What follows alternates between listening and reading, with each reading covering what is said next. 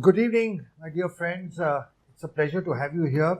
What is special being with all of you today is first, you're all doctors, medical physicians, and specialists in your own right.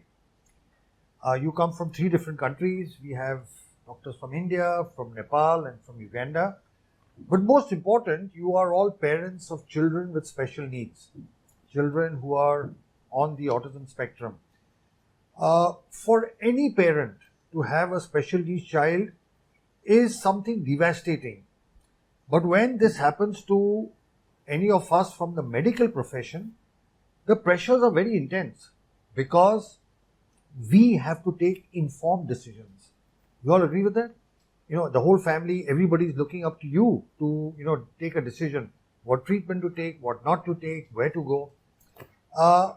And you have medical knowledge. So unlike other parents, you don't just depend on what's on the internet. You will read medical books, you will talk to consultants, you'll talk to specialists. So you have insight in, knowledge because you are all well read. So, what you go through in the process of what is best to do for the child would be very illuminating, would be very enlightening and very informative for all other parents. So to have 6 parents who are doctors and parents of special needs children, it's like an honor for us to talk to you. So, Dr. Nandini, will you?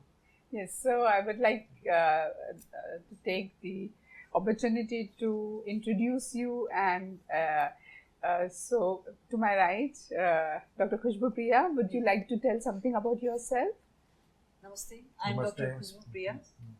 I'm working as a gastroenterologist in Nepal at present, and I'm very much happy to be here, to be a part of, and even to talk about this cellular therapy, so that few doubts are there, because still, being a parent as well as being a doctor, a lot of doubts are there in the mind, and I hope today Sir and Ma'am will definitely going to answer. Thank you so much. Yes, we are looking forward to your questions. Dr. Sarkar, could you tell a little bit about yourself? Yeah, I'm a cardiologist practicing in Siliguri, West Bengal. So there are various modes of treatment of ASD. As I have already studied a little bit from in the journal as well as from my psychiatric friends, and then I came across this stem cell therapy. I had gone through few journals and studies. There are some positive outcomes, there are some negative outcomes, all were there, mixed results. Some were advocating that it might help, like say in Duke University paper it was have a good result, but some other papers have does not have good result.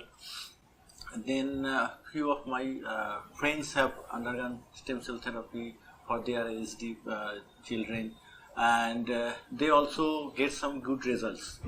Few have done from this institute, few have done from other institutes, and they all said that it is no harm to go for it, but you may find some good results. So that's why I am here. And it's a pleasure to have you. Pleasure to have you. Welcome. Dr. Srinivasa, could you tell us about yourself, please? Good evening, sir. I am Dr. Srinivas Raja, practicing pediatrician at Andhra Pradesh. As I formerly told, sir, I have so many unanswered questions after this post-COVID era. So before COVID, I had seen rare cases of autism in our area. What happened to the children after COVID? This is such a big question, and I am left so scared by so many parents. Especially, I named them as COVID children. They don't speak. They are more habituated to screen time, and they so many. I wish to call it as a post-COVID era as it's a developmental delayed children. So many, sir. And as I told you, sir, because of my wife, who is a big fan of Alok Sharma, sir, and I am having 3 children. She's my second one is having a bit difficulty in delayed milestones, but she interacted with her. She's a dentist. She interacted with her fellows in the US. So many of them had to take a treatment here, and without my knowledge, she had to put myself. I came here and I interacted with so many parents, especially I felt overwhelmed with their answers. They are all second shots and third shots.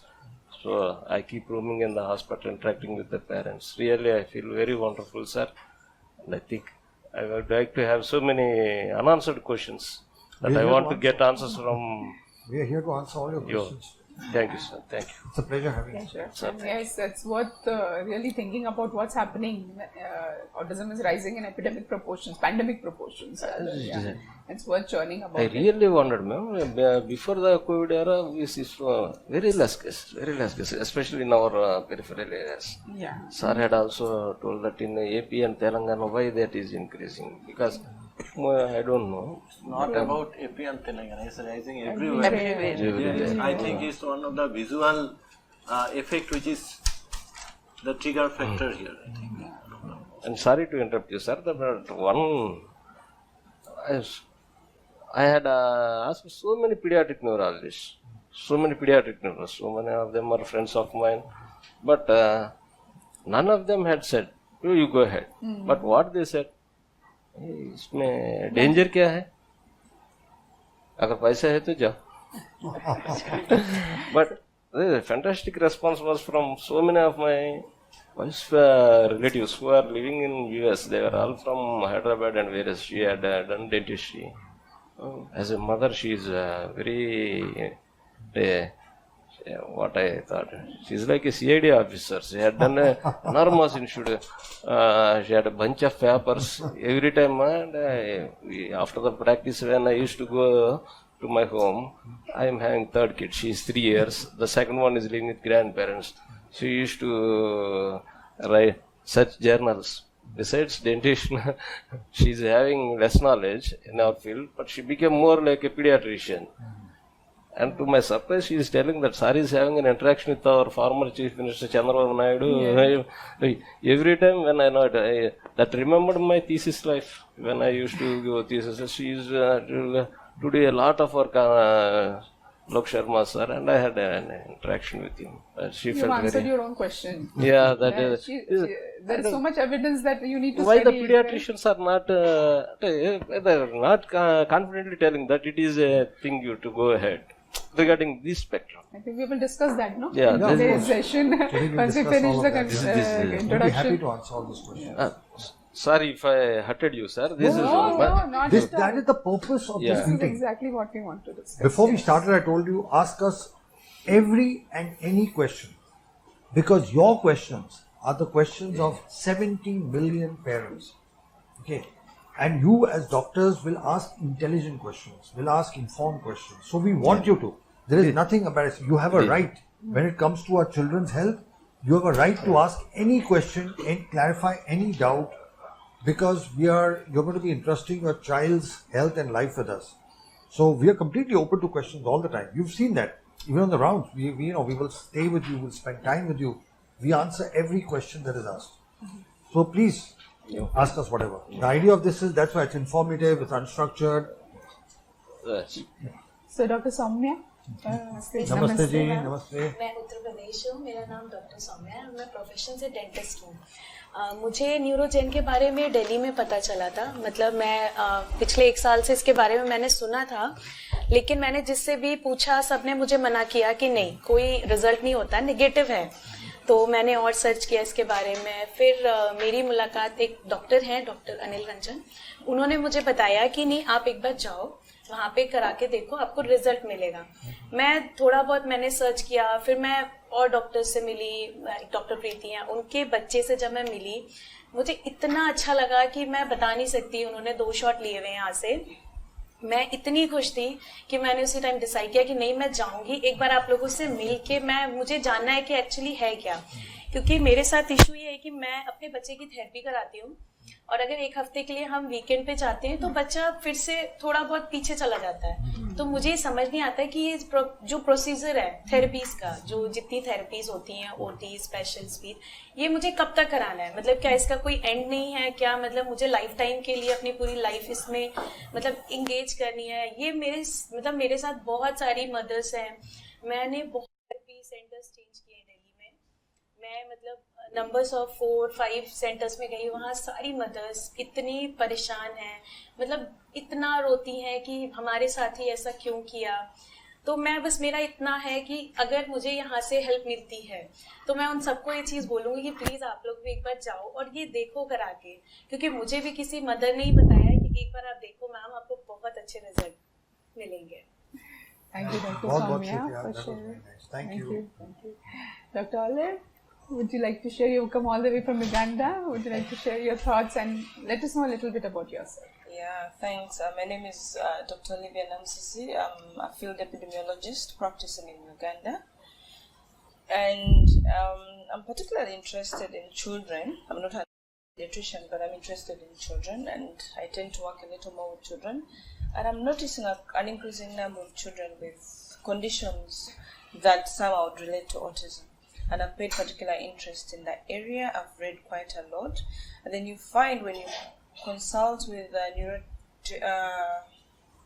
pediatric neurologists, they don't give you that much, and that's frustrating. They seem to say most of what you have to deal with is symptomatic treatment. If they're hyper, you give them treatment. If they're not sleeping, you give them this. If they're not eating, you give them this. And I would hesitate to say that you get the most, I would be happy to say you get the most advice from parents who have special needs children. They'll tell you, this works, this doesn't work, this works. And so it's a try and error. And again, that's frustrating for a parent who has to take care of a child, for a parent who is working, who is passing on information to another caretaker, because there is nothing tangible that they will tell you that works. And so some will say completely no sugar, completely no wheat, completely no milk, dairy products. Others will say let the children be. So what works? So as I was reading, I came across stem cell therapy, and you ask some mothers who have had this, and some of them would swear by it. The pediatric neurologist will tell you it doesn't work. So there's confusion. So what do I tell parents who reach out to me to ask me, what do you think helps? So I'm happy to be here and learn from the best, and also learn from the experiences of other parents, to advise on what, at least even if it's 30%, on what will help those children out there. There's another question people keep asking, why is autism on the rise lately? And my answer is always vague, but I stick to it. I say, because we are lately having fewer children, so we are particularly interested in those few 1, 2, 3, and we are monitoring them. So when they delay to speak, because you've researched, at what age do children crawl, at what age children speak? So 13 months, if they haven't spoken, you know. You take them to school early, so we know that probably they are not as they are developing as fast as their peers. The other is, I think there is more technology now, more diagnostics now, so they can find what the child is, having and dealing with. I don't want to say autism wasn't there. Maybe it wasn't as much. Maybe there's an increase. But I also say, being an epidemiologist, I'm saying maybe we have better diagnostics. Maybe we're having fewer children and monitoring them more closely than our parents did. So I'm happy to learn from the best, Dr. Alok and Dr. Nandin, and the parents here. Thanks. Thank you so much, Dr. Olivia. Yes, Dr. Nadilla, what would you? Can you introduce I'm yourself? Dr. Fani. I'm a practicing anesthesiologist from Andhra Pradesh. Actually, when we diagnosed that our kid is having autism, we contacted a lot of pediatric neurologists. And everyone used to say it's very mild form and it's going to, his skills will be developed as his age progresses. So we waited for a long time. We came to know about this stem cell therapy, this NeuroGen Institute long back, almost 2 years before only. But we waited for almost now, my kid is around 5 years. So even though we are doctors, it's very new to this field because autism maybe it's having its roots since long back, but nowadays it's very prevalent. So we waited and we have given a lot of therapies also, but still there is no improvement. So then we decided, so it's better to have, because one of my surgeon colleague he has his kid is also autistic. When he kid improvement is very good. So a lot of my friends used to say, no, there is no evidence, stem cell therapy won't work much, like that. A lot of people, I contacted a lot of people, even in research field, some of my friends are there. They're also suggesting like that, but more evidence comes from the old patients only. Now they are telling it's working, it's very good. If you are taking the shot early in his life, the results will be good. So that's why I came here. Thank you so much. Such a pleasure. So we have a gastroenterologist from Nepal, cardiologist from India, pediatrician from India, dentist from India, an epidemiologist and immunologist from Uganda, and an anesthetist from India. So we've got multiple specialities here. And I just want I feel honored to be able to share thoughts with you. So now it's open. Please, whatever questions you have, go ahead and ask. Want to start, Dr. Deshmukh? Yes. So actually, I just wanted to know that what is this stem cell and how does it work, and especially in the autistic kids.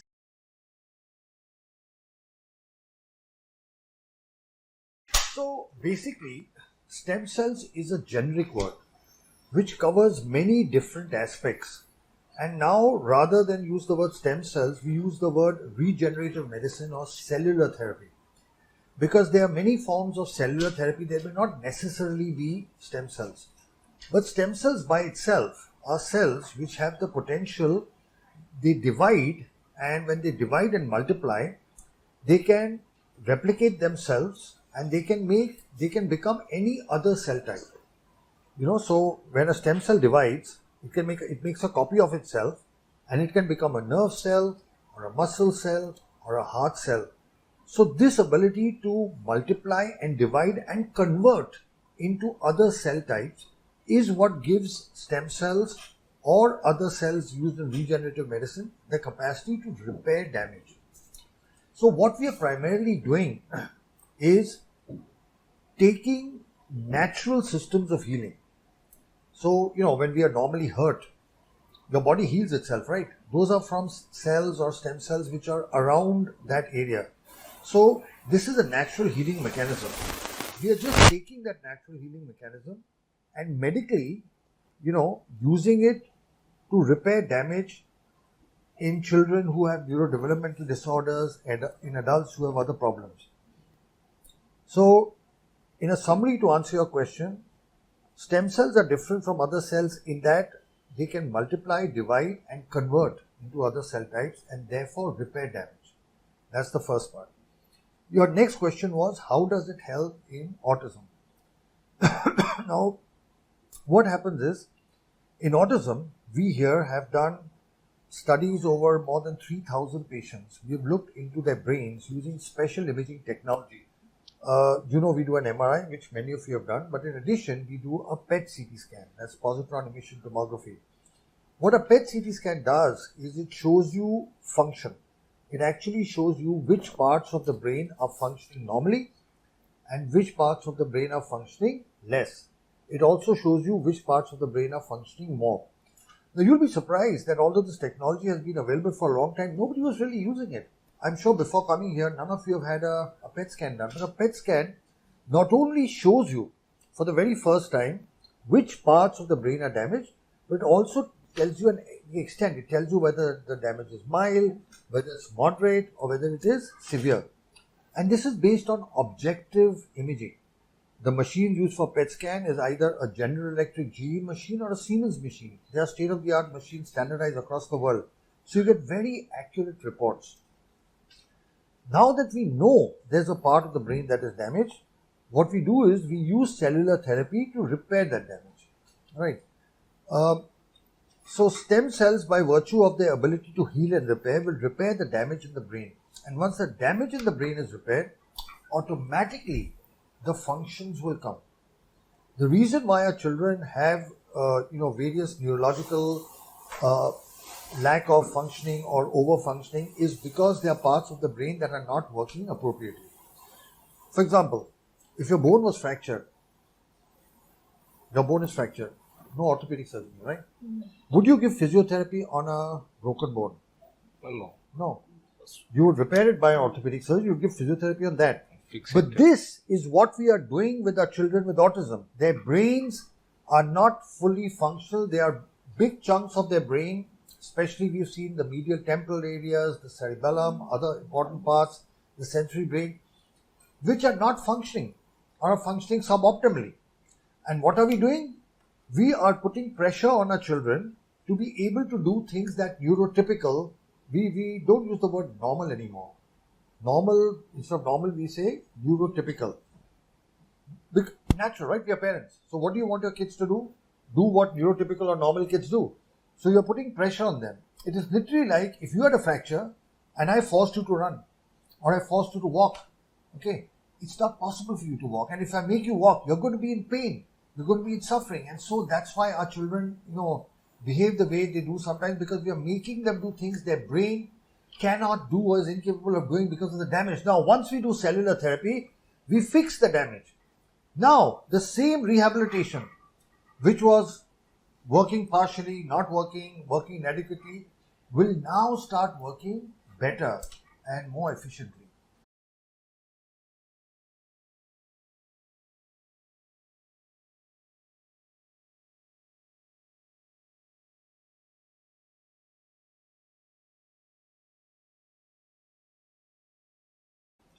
So did that answer your question? Like the stem cell which we are using, like few people they say, like few researchers that the umbilical cord stem cells, like in many countries they preserve in the bank, umbilical cord bank. So is it there any like in the stem cell by using the umbilical cord stem That's cell? a very good question.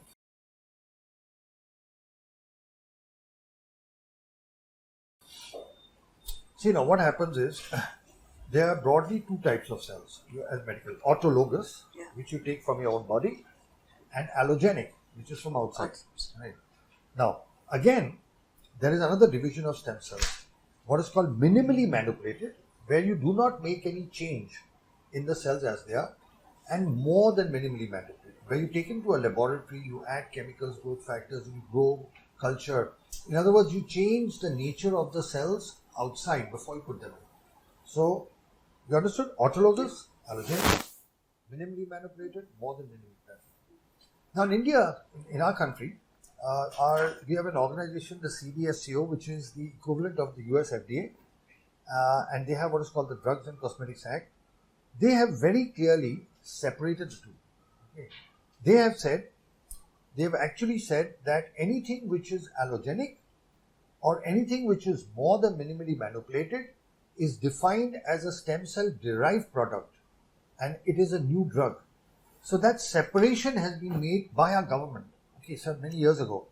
So you understood, anything that is allogenic means taken from somebody else, or you have manipulated it more, is now comes under the definition of stem cell derived product in the Drugs and Cosmetics Act. You cannot use this without approval of the FDA or the CDSCO. Right? However, what they have said is that cells which are autologous, you take from the body, put it back in your body, and which are minimally manipulated, nothing to them. You've taken them, just rinsed them, separated them and put it back. They are not a drug. Okay, and so they very clearly say that this comes outside of the Drugs and Cosmetics Act, and so does not require what is called FDA approval. This is very clearly written. It says you're outside of the Drugs and Cosmetics Act. So this important differentiation, very often as doctors we don't know that they are two separate things. Okay, another way to look at it is when you use these umbilical cord cells or allogenic, this is a product because a company takes those cells, a company stores those cells, a company preserves those cells, and a company sells those cells. So this is a product because it is sold by a company. On the other hand, when you take from the patient and put it back in the patient, it is a procedure. It is not a product. So the FDA regulates products. The FDA does not regulate procedures.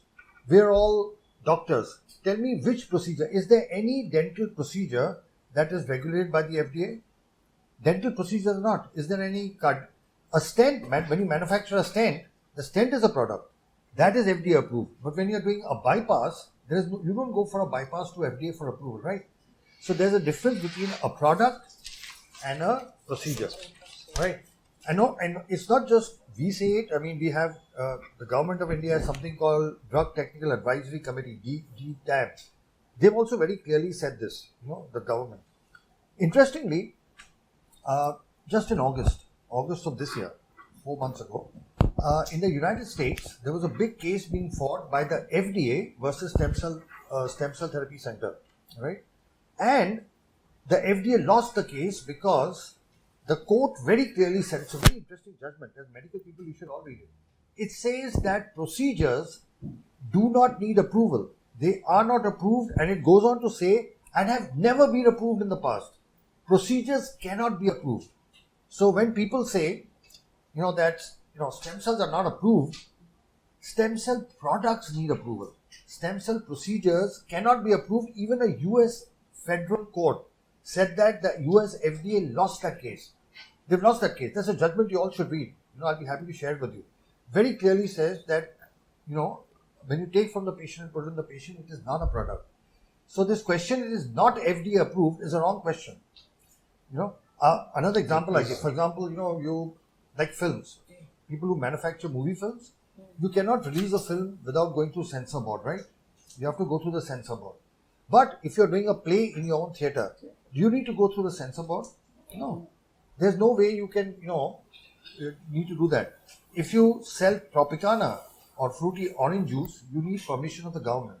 If you take orange and make juice at home, you don't need permission for that, do you? So these differences, even as medical doctors, we sometimes don't realize that a movie is different from theatre. That, a packed juice is different from homemade juice.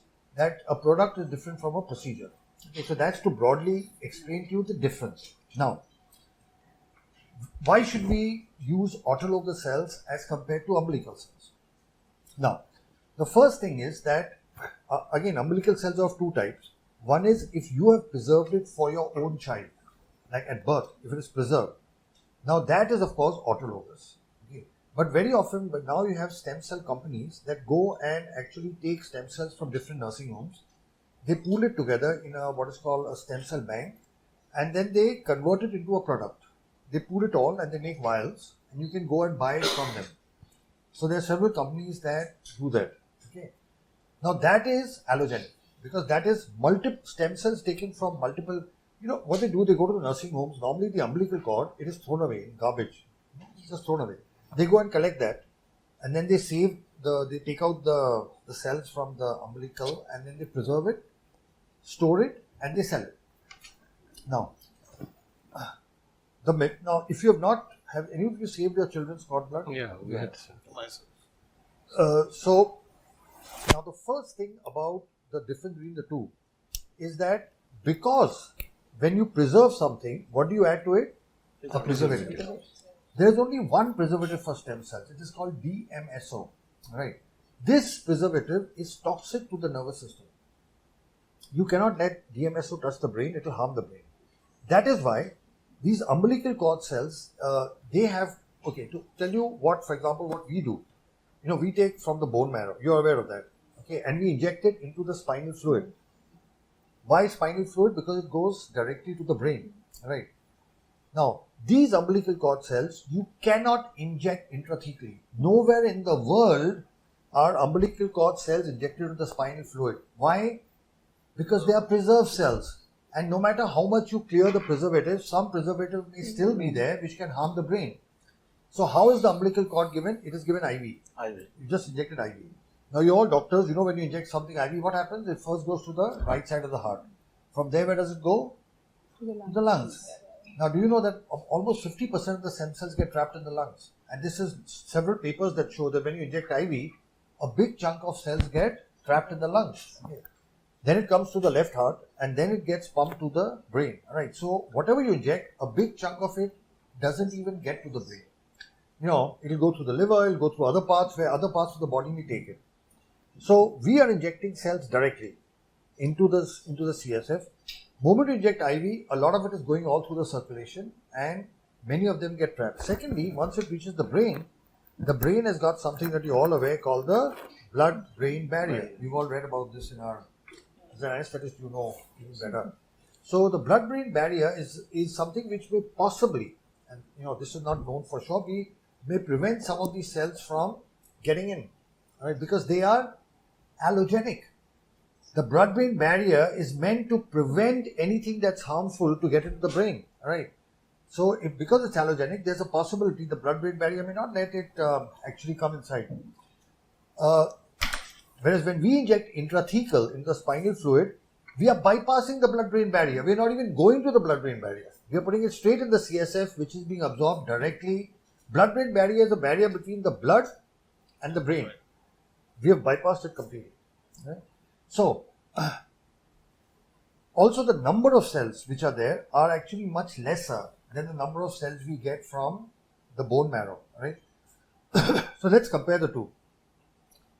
What we do is we take stem cells from we take bone marrow, not stem cells. We take bone marrow from the child. Then we separate and isolate cells from that by minimal manipulation. Do you know how we do it? We actually put it in a centrifuge. The centrifuge spins. And this method is described as the density gradient method. You can Google it. It's a standard method. What is density gradient? When you spin something in a centrifuge, the heavier things settle below and the lighter things settle above. So, the test tube, the heavier things, that is the RBCs, platelets, everything that settles below. You have the plasma above. In the center, you have what is called a buffy coat of mononuclear cells. So we just isolate that. So what are we doing? We are taking the bone marrow, putting it into a centrifuge, spinning it, and it layers. In the bone marrow itself, it's all red. When you spin it, you get a layer. The center are the mononuclear cells. So all we do is remove the plasma, remove the RBCs and isolate. That's all we are doing. Okay. So this is not manipulation. There is no addition of chemicals. It is natural. Right. Now you compare this to umbilical cord cells. If it is allogenic, it has been taken from multiple people who you don't know. Okay. It has been taken, preserved, preservative added and frozen. To preserve it, you have to freeze it at minus something. 190. So at a incredibly low temperature. So would we prefer something that's fresh, just taken out and put back immediately, or something that has been taken out some time ago, many months or maybe years ago, preserved, frozen and injected IV? Now you as medical people tell me what would you prefer? Is there anybody who, as doctors, can any of you say that an umbilical cord, preserved, frozen, taken many years ago, injected IV, not going, is better than something taken right now and as it is fresh, put back in your own child's cells as compared to somebody else's cells? I mean, there isn't even a comparison between the two. So, in a lighter way, I ask, would you rather take a fresh orange and give your child fresh juice, or would you give canned juice? Now, canned juice is fine if you don't have orange juice, and if you don't have access to it, it's fine. But which is better? Fresh juice. Did that answer your question? It was a long answer to a small question, but very important because a lot of people ask this question. Okay? So it's a very important question.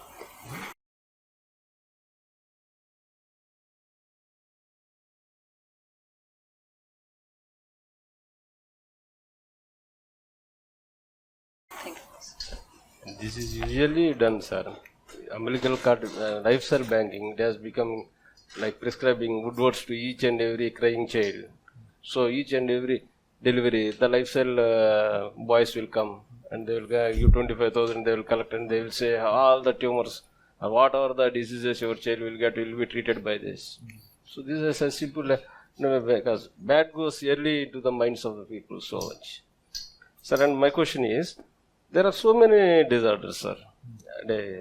If it is neurological and developmental, that are there any specific diseases? For example, muscular disorders, traumatic disorders.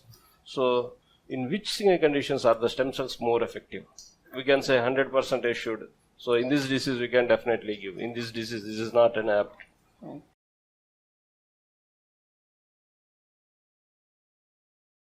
So what we have found from our experience in the last 14 years is that children do the best. So we find the best results in autism, beautiful results in cerebral palsy. All this has been documented. Intellectual disability. In fact, we are first in the world to publish a paper on intellectual disability, autologous bone marrow derived cells in intellectual disability.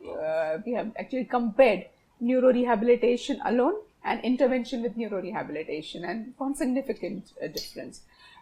Muscular dystrophy, yes. We have treated a lot of muscular dystrophies. The purpose in each of these conditions would be different. In children with brain condition, it would be more reversal and improvement in function and getting more independent. In muscular dystrophy, because it is a genetic condition, the purpose would be, it's an interim solution. So purpose would be to keep the patient stable for as long as possible, improve survival, those who are walking to keep them walking for a longer time, prevent breathing issues. The muscle function is improving. Muscle function improves, connectivity improves, and muscle deterioration or degeneration reduces. So that is one of the main, the target or the function. Then in adults, we've seen very good results in traumatic brain injury. We have developed a different protocol for traumatic brain injury, which again is a combination of autologous cell therapy along with intensive hyperbaric oxygen therapy and intensive rehabilitation. So it's a very good combination where traumatic brain injury improves stroke. In pediatric stroke, if there is no background blood disorder. So suppose in sickle cell anemia you get a pediatric stroke, then we cannot use, because sickle cell anemia, the bone marrow itself is defective. So in those conditions we cannot use. If bone marrow is affected, then no, we cannot use autologous cells. We have also do initial dementias or multisystem atrophies, those initial parts.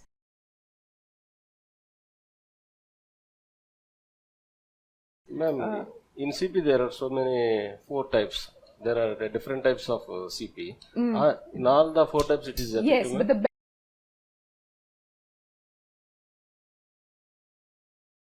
best results in dystonic cerebral palsy and ataxic cerebral palsy, beautiful. Diplegic cerebral palsy, a very young quadriplegic cerebral palsy. We start almost at the age of 1 year, 1.5 years. By the age of 3-4 years, they're able to sit and walk with support. So younger you start, better the results.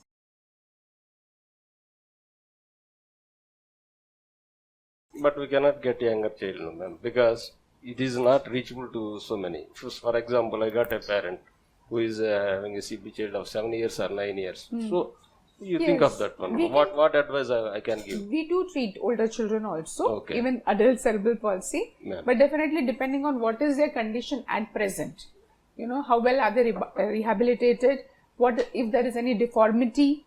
What is the severity on GMFCS? So all that will also define what is the prognosis. So every child has to be evaluated separately. So yes, we have treated 7 years, 9 years, 15 years, 20 also, and doing good. So yes, it is possible, but we'll have to evaluate separately. Do we have a list of any journals, ma'am? Do we have? Yes, we have so published. That we can keep in our clinic, so we can get advice. We have more than 100 papers. 16 papers are on autism, including the world's first paper on cellular therapy in autism has been published from India, from us. I never say we, because we published it, but whenever I talk, I say the first paper in autism is published from India, which happens to be us. Yes. So we are happy and proud. The second paper was from China, then there were papers from Ukraine and Italy, and the Duke University paper was the 14th, and they were much later. So in cerebral palsy itself, we have several papers, more than 15 papers. We have case series, we have case reports, we have showed documented improvement on the PET scans. We have several things where we actually showed the PET scan before and the PET scan afterwards. In muscular dystrophy, we have over 17 papers in everything. So whatever we do, all our results are published in peer-reviewed journals, international journals. All our series are in PubMed index journals. So our results are all there. Out there is nothing that we do which is not in the public domain.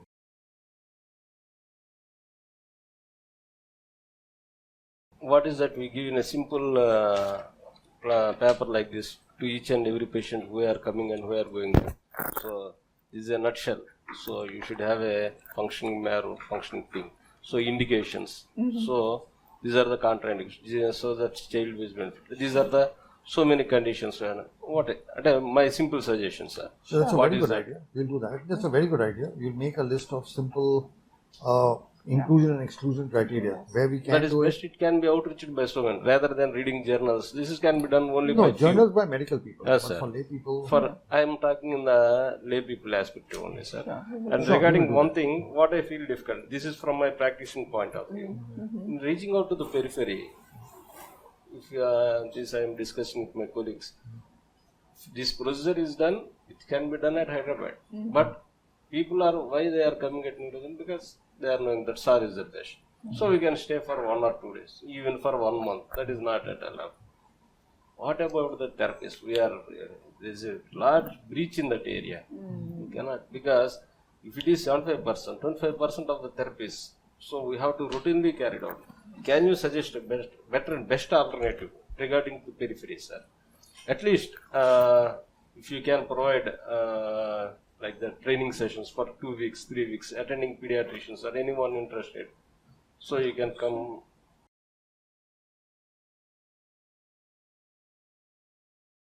Sure. So we have conducted several, I can't even count the number of training programs for therapists, not just in India, across the world. Sir. We've conducted across the world. We normally do this on invitation. So in different countries in the world, from Africa to Asia to Europe, we've been called to conduct training programs for therapists, which we do. So should there be a group of therapists, we are happy to come down. That's number one.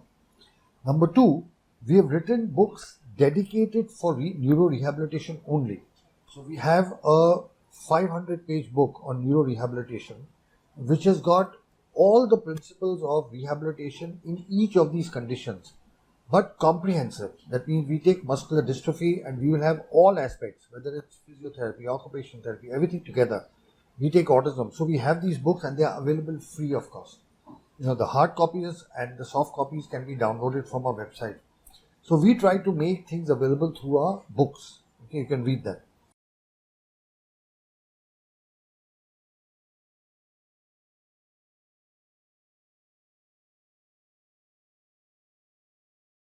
The next thing is that what we do for the parents who come to us, you've seen it, you've taken treatments.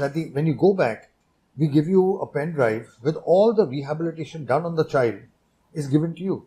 So when you go home, you actually, whatever rehabilitation was done here, that is actually given to you in a video format. So you can actually do that yourself at home. But this is of course for the people who have taken treatment from us and you go back.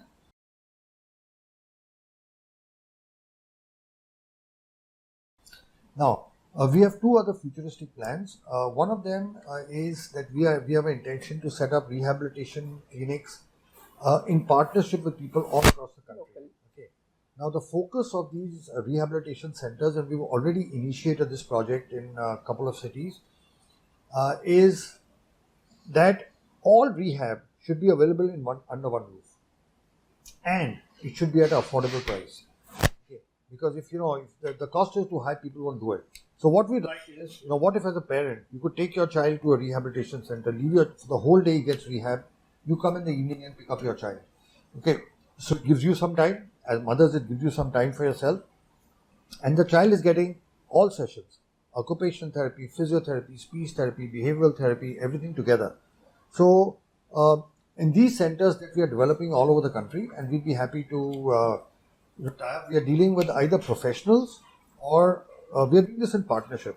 Okay, so either professionals or parents of special needs kids, because you understand, what the need is. Because we don't want these to be centers for profit making. We want this to be centers to provide a service. Yes, they have to charge because you have to recover your expenses, but it should be about a service, not about profit. So if any of you are interested in your states, we have a protocol for this. We can set it up. We can work together. We will provide the protocols, the training, get the therapist. We can set it up. But we'd like our local partner to run it because we can't run it from a distance. So we have this plan. It's already, in the process of being looked at in different places. And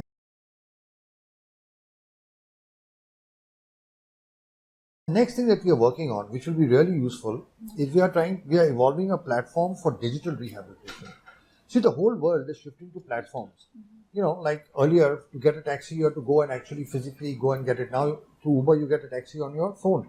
Earlier, you had to go to a restaurant to eat. Now, you can just order on Swiggy or Zomato and get your food at home. Same thing is Amazon. Earlier, you went to a shop to buy. Now, you get everything at home.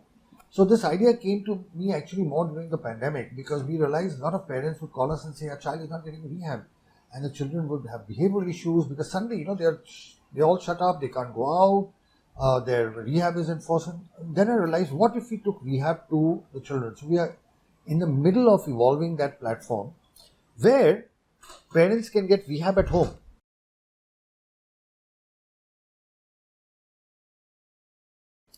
Now, what is the difference between digital rehab and real rehab? In real rehab, the therapist works on the child.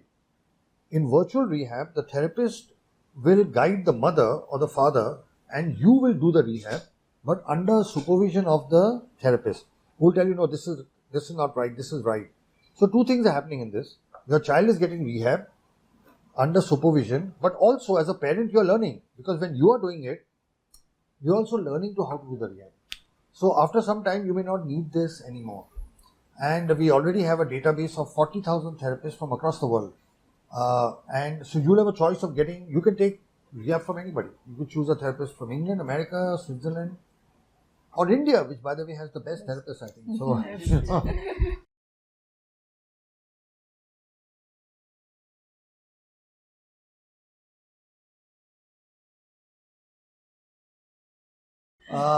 so we understand this. Okay. At NeuroGen, we've been constantly focused on what more, what better, what next. We are trying to fill the gap. The cell therapy part is to repair the damage, but we understand that there is a lot more that is to happen after that. If the brain is like a computer's got hardware and a computer's got software. Cell therapy only repairs the hardware. Cell therapy cannot put software. Software comes from rehabilitation.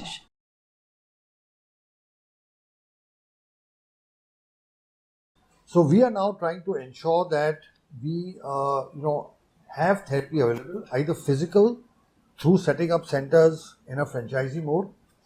And if you know anybody who's interested, we'd be happy to work with you. Or through the digital rehab mode, which we are planning to inaugurate it in April of this year. It will become functioning in April, and then you'll have rehab at home. It'll be simple. It'll be a platform. So you can choose, okay, you're free from 4 to 6. Okay, I want a speech therapy for my child. So who's available? Okay, today let's try a speech therapist from, whichever country. You directly connect with them. They do it. So that's our plan. So that's what we are trying to do.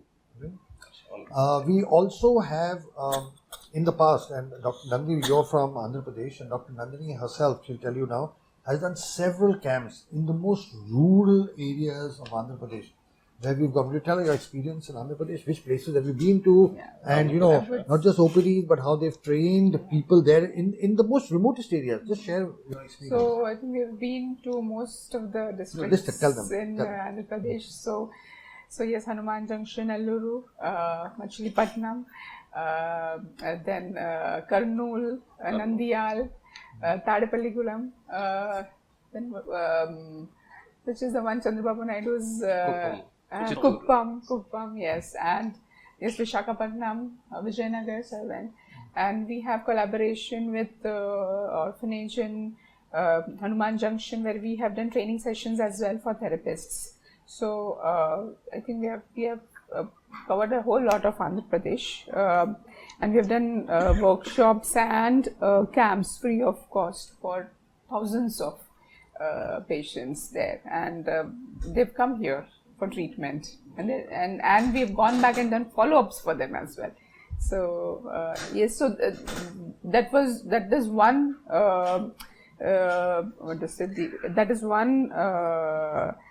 state, but we have done it in other states as well. We have been to Siliguri, in fact. I've been to Siliguri, Jalpaiguri, to Sikkim, to Shantiniketan, to so a whole lot of in all over India we have done.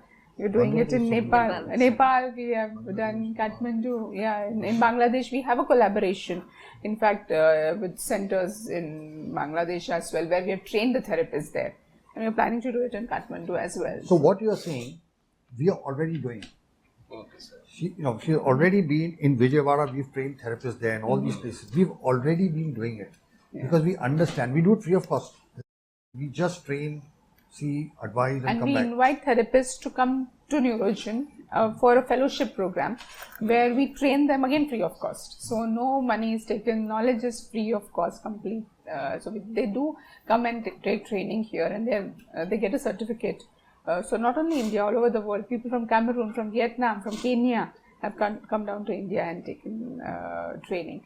So as I said, this we have been doing and we continue to do. But yes, we need help, or we need resources or collaboration from locals as well for it to be long term, sustainable. So that's where your role, because as medical professionals, you can make that happen. Yeah. You know? She's been to Uganda how many times? Yeah, I've been to Uganda 3 times. 3 times. So Dr. Nandini travels a lot. Like Just even in she was talking about an Nepal, off. there's no any speech therapists in Yeah. Oh, Dr. Chitwan, Nandini has been to Chitwan. Nepal how many times? Like, Yeah, Twice. 5 times now. 5 times. Yeah. So she is very well traveled. She was talking about an orphanage in Vijayawada. So I just want to share with you, we have a corporate social responsibility. Any orphan child, any, when in the world, we treat without cost. We don't take anything. We in fact even pay for their scans and everything else. We don't take anything. And people from tribal areas, very low remote areas, we treat without cost or very, very subsidized, where they just pay for the scans and all. So we have that policy that no child is refused treatment for want of money. Okay, we have actually a social work department. We try to do it sometimes without, and this is done very quietly. Nobody knows. We don't make a show of it. It's just done, very, very. The other people we do without cost is people from the armed services, people from the Army, Air Force, Police, Navy who are injured in the line of duty. We don't take anything from them at all. We just do this. So that's just part of what we do. That this treatment should be available to everybody, okay, irrespective of what they can or cannot pay. So going into all this is that it's actually reaching out and helping them, because they have nobody else. I mean, these are people who can't even. They will not even have the train fare to. We've actually had children. They don't have the money. They don't have the money to take a train to come to Mumbai. Forget paying for the treatment. That is though far away. They actually we don't have money to even come there. So then we have a trust and a foundation there that actually helps them to at least get here, and then we look after them. All right. Anything else? So I have 3 questions. Yeah. Oh, one at a time. First of all, what is the exact pathophysiology for autism? Actually, there are a lot of theories for autism. What you believe, sir? What is the exact pathophysiology?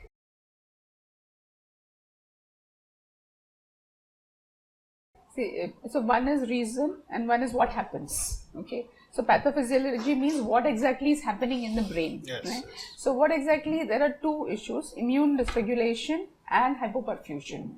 So the PET CT scan actually shows us the areas which are hypoperfused. Typically we find cerebellum, thalamus and medial temporal to be affected. So if you look at the correlation of the clinical features, so cerebellum is articulation, fine motor activity, coordination, tone of the body. Then thalamus is sensory and motor processing, and medial temporal is amygdala and hippocampus, that is for understanding, learning, cognition, memory, socialization, emotional expression. So these exactly are the features which are affected in children with autism. If you look at the cortex, it's all fine. So body movements, moving around, hearing, vision, all is good. In fact, vision is much better. If you look at the visual cortex, it is much lit up. That means they are visual learners. So that's what we see in the brain. So the pathophysiology is very clear.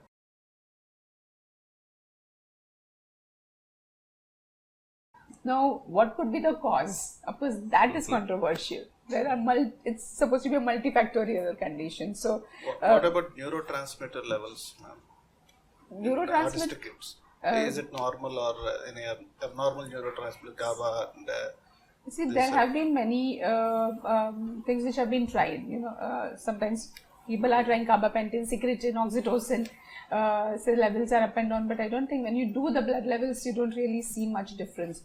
We are looking at growth hormone levels. We are also studying the hormonal makeup of Some these theories children. are saying excess glutamate levels in brain.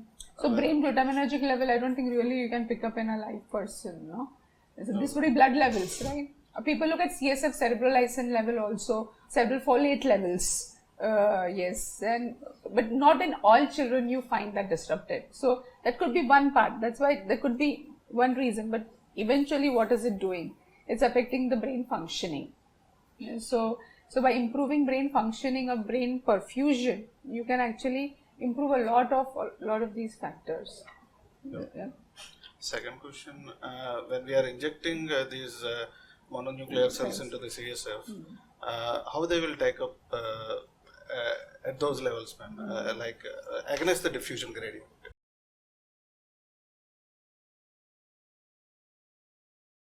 No, so what happens is that so there's a lot of work done with this in animals. Because in animals you can tag a dye and you can actually see where the stem cells go, and you can do an MRI and actually see it. So we have done this before we were doing this. We've done a lot of animal work. For 10 years we did animal work before we started treating people in 2008. So what happens is any part of the brain body that is damaged, it releases certain chemicals that are called a chemical cry for help. Anything that is damaged. These actually attract the stem cells. The stem cells don't know where to go. Yes. The damaged part, like a magnet, pulls the stem cells towards it. Okay. The body is not naturally greedy. The normal, if this is normal brain and this is, hypometabolic brain, when the stem cells come, the normal brain is not interested in the stem cells. Okay. So it will all be taken up by the area that is hypoperfused. In a lighter way example I give is, let's say, you've not eaten anything since yesterday, right? And I've eaten food just now, and the food is kept on the table. What is likely to happen? You're going to grab it, and I'm not interested. I've just eaten, right? So exactly the same thing happens in the brain. The one that doesn't need it will not take it, okay?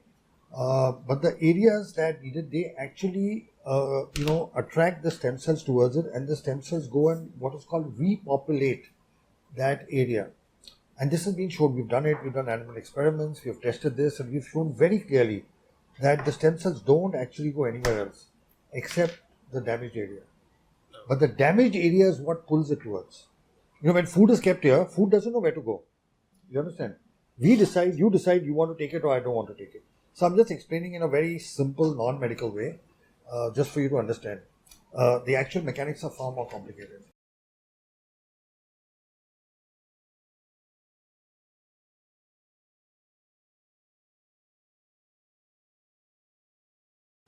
Your question was about the against the gradient, but contrary to what was earlier thought, there are recent papers which show that CSF flow is bidirectional. It's not unidirectional. That's what my exact question. Actual choroid plexus will secrete the CSF. Yes. These cells, will they migrate against the diffusion gradient or not? Yeah. So That's they what. will. They Absolutely. will. And it has, as Sir says, it has been shown. It's been shown. In There are multiple models. studies, there are published papers that actually show how this happens.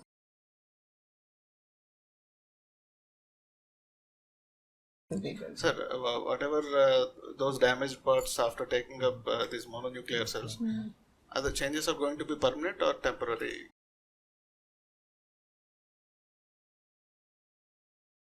So what we have seen, and this is based on objective PET scans, whatever improvement happens remains.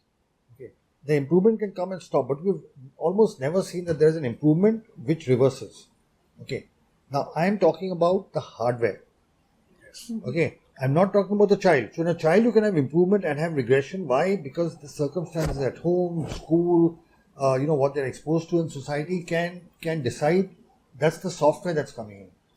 So we've never seen a PET scan where there's improvement and after some time there's a regression. In fact, in a few kids we've actually done this serially over the years. Some parents wanted, and there's a progressive improvement.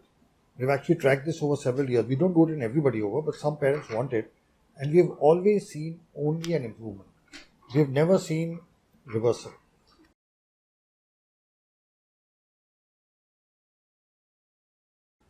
So, serial PET scans are required. No, they are not required. We only do it in some parents who want to see. There's some parents who want to see. We want to see. Okay. So then we do it. So what It's we a are doing is request. PET scan, fluorodeoxyglucose, something we are using. Glucose metabolism. So, is it, I mean, that's not so harmful to the child. No.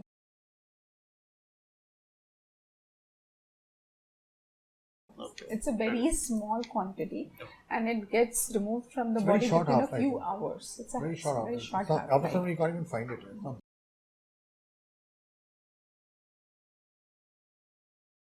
So, sir, how many shots usually required in case of this, depending upon the disease status? So it all depends on the amount of damage. Okay. Now, roughly. Now these are. Can I ask you a question Yeah, before you yeah, answer yeah. that? Because it's related to what he's asking. Yeah, If you don't mind. please. Yeah. Yeah, please. I like the way you relate the brain, the damaged brain to broken bone needing fixation before physiotherapy. So, what's the best age for best outcomes according to protocol? What's the youngest child you've worked on? I mean, and what are the likely outcomes? I mean, the best outcomes if you do catch that child quite early, and what the equivalent of physiotherapy? What therapies do you recommend for this child after stem cell therapy for best results or maximize the benefit of the stem therapy? So.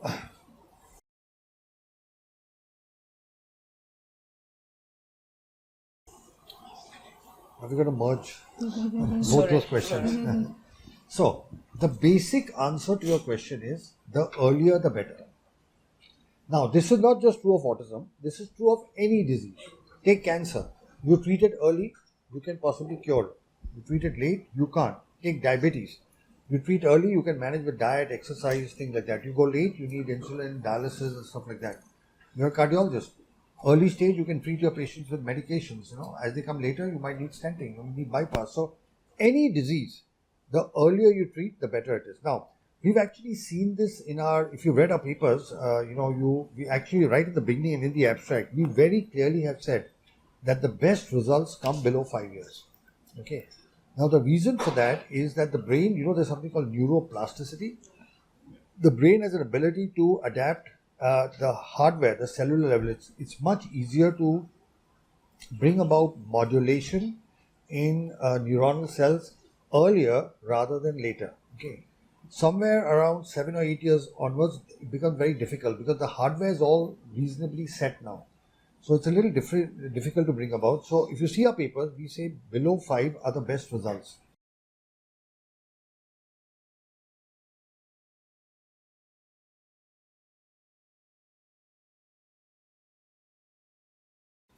Now the thing with children on the spectrum is that they don't get diagnosed till they're about 2 years, 1.5, 2 is the earliest the diagnosis happens. Most of it happens at 2, 3 or 4 years. So most of our children, those who come early come around that time. The earliest child we have treated is an 8-month-old child, but that was a case of an accident. It was a child of 2 doctors who had a spinal cord injury following an accident. So 8-month-old child was the earliest. We don't have a limitation on age, we have a limitation on body weight as a safety. The youngest for autism. For autism, there is no What is limits. the youngest we have treated? You are asking? For autism. 18 months. 18 months. And The it's youngest we have. obvious. Very young. So not diagnosed yet, but autistic features are red flagging.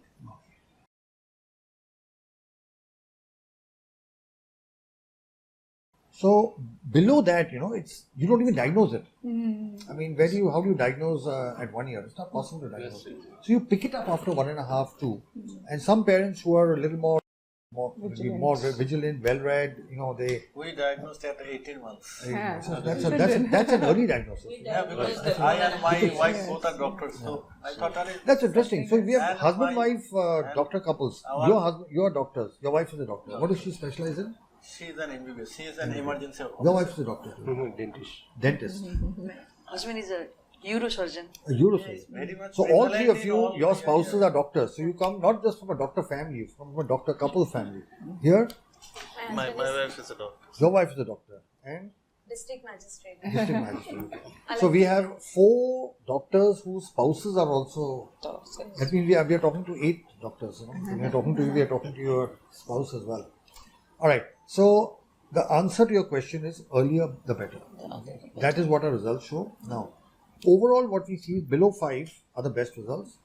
What we've noticed is once they cross puberty, there is a slight reduction in the results because at puberty the brain gets hardened. In the male there's release of testosterone, in females you have estrogen, progesterone. So if the moment you cross puberty, you've crossed a Rubicon, you've crossed a Lakshman Rekha, beyond which now the brain is a little less responsive. Of course, the oldest child I think we've treated up to 35 years. So we've treated, they've also improved. I mean, they've not, in fact, the 35-year-old kid improved dramatically. He was a kid from England, I remember, doing very, very well. So they also improve, but as a general principle, earlier the better.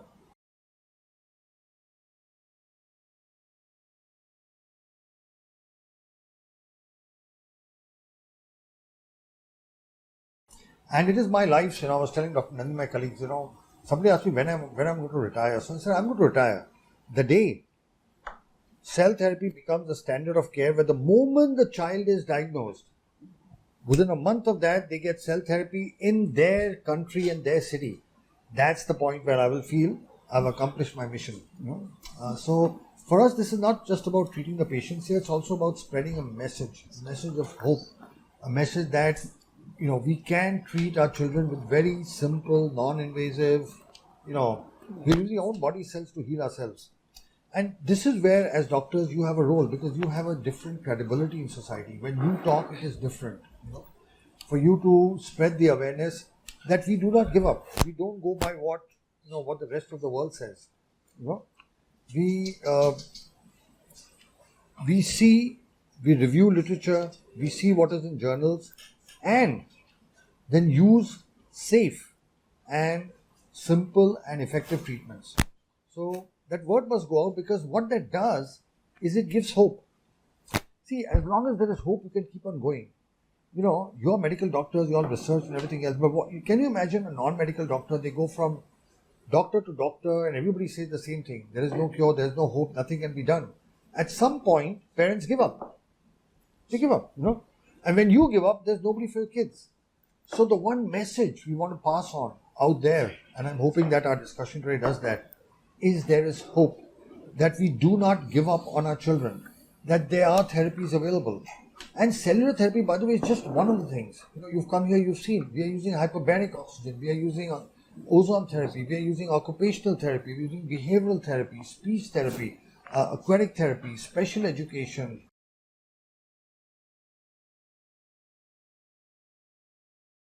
There is a whole lot of things that we are, doing. And when you realize that things that you can do, it's what keeps you driven and motivated to do more. And that is what gets our kids off the spectrum. So, what I tell in a lighter way, is that 1/3 of the improvement is because of stem cells, 1/3 is because of therapies, and 1/3 is from the environment at home and the attitude of the parents.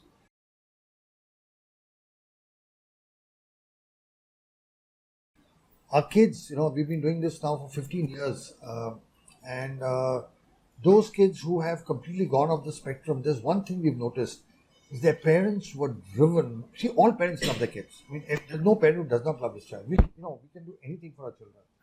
But very often by what you're told in the world, you inside give up.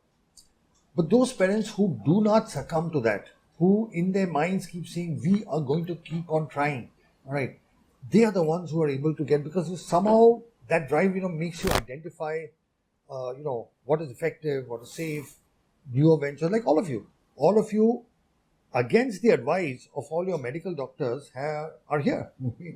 You've come from different countries, from different cities to Mumbai because you believed in something. You read, you believed. And that's the message I'm just hoping we can pass on, to everyone. Now, why is that important? Earlier the better. Because a lot of people keep saying, let's wait till it gets more. When you wait, you're getting lesser results. How many times?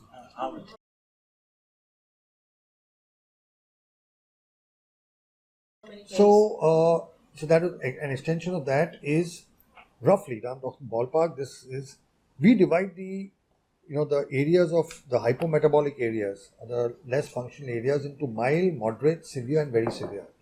Roughly, if the hypometabolic areas are 15% or less, we call it mild. This requires a single treatment.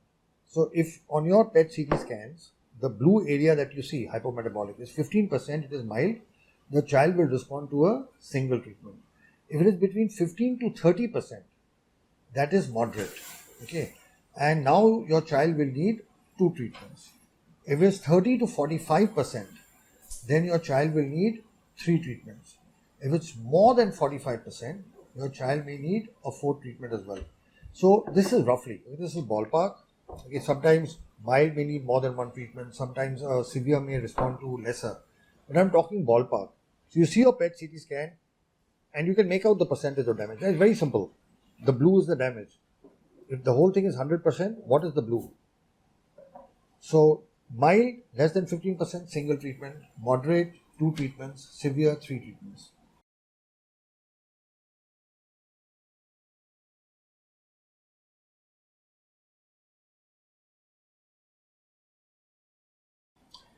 What is the ideal time? So does PET CT required at the second, like after 6 months? After 6 months, we do a PET CT scan. Before the treatment. And we show you. We actually show you. And if that say after that, like my daughter has around 30%. So if say after 6 months we get another PET CT done, if it becomes low, then again she will be needing like say 10%. Yeah, just for that. So to make the determination of whether to come for next shot or not, is it me to make that? Because of what I'm seeing with the child? Because I'll not have the luxury to have another PET scan, wherever I am.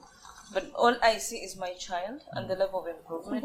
How do I know that even up there, the hard disk is getting repaired and in line with what I am seeing on the outside?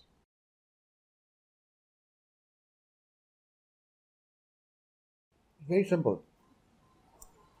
Your child, let's say, could not speak, and he starts talking normally.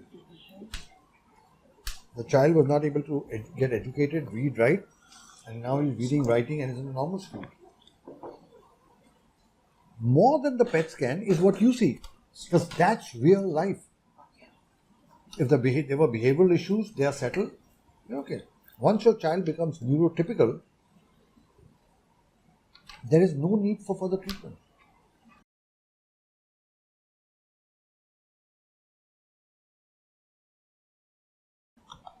Okay. What you were asking is for the second treatment. For whatever number, but because I don't have the luxury to access. No, every time we don't. But I'm only seeing this child.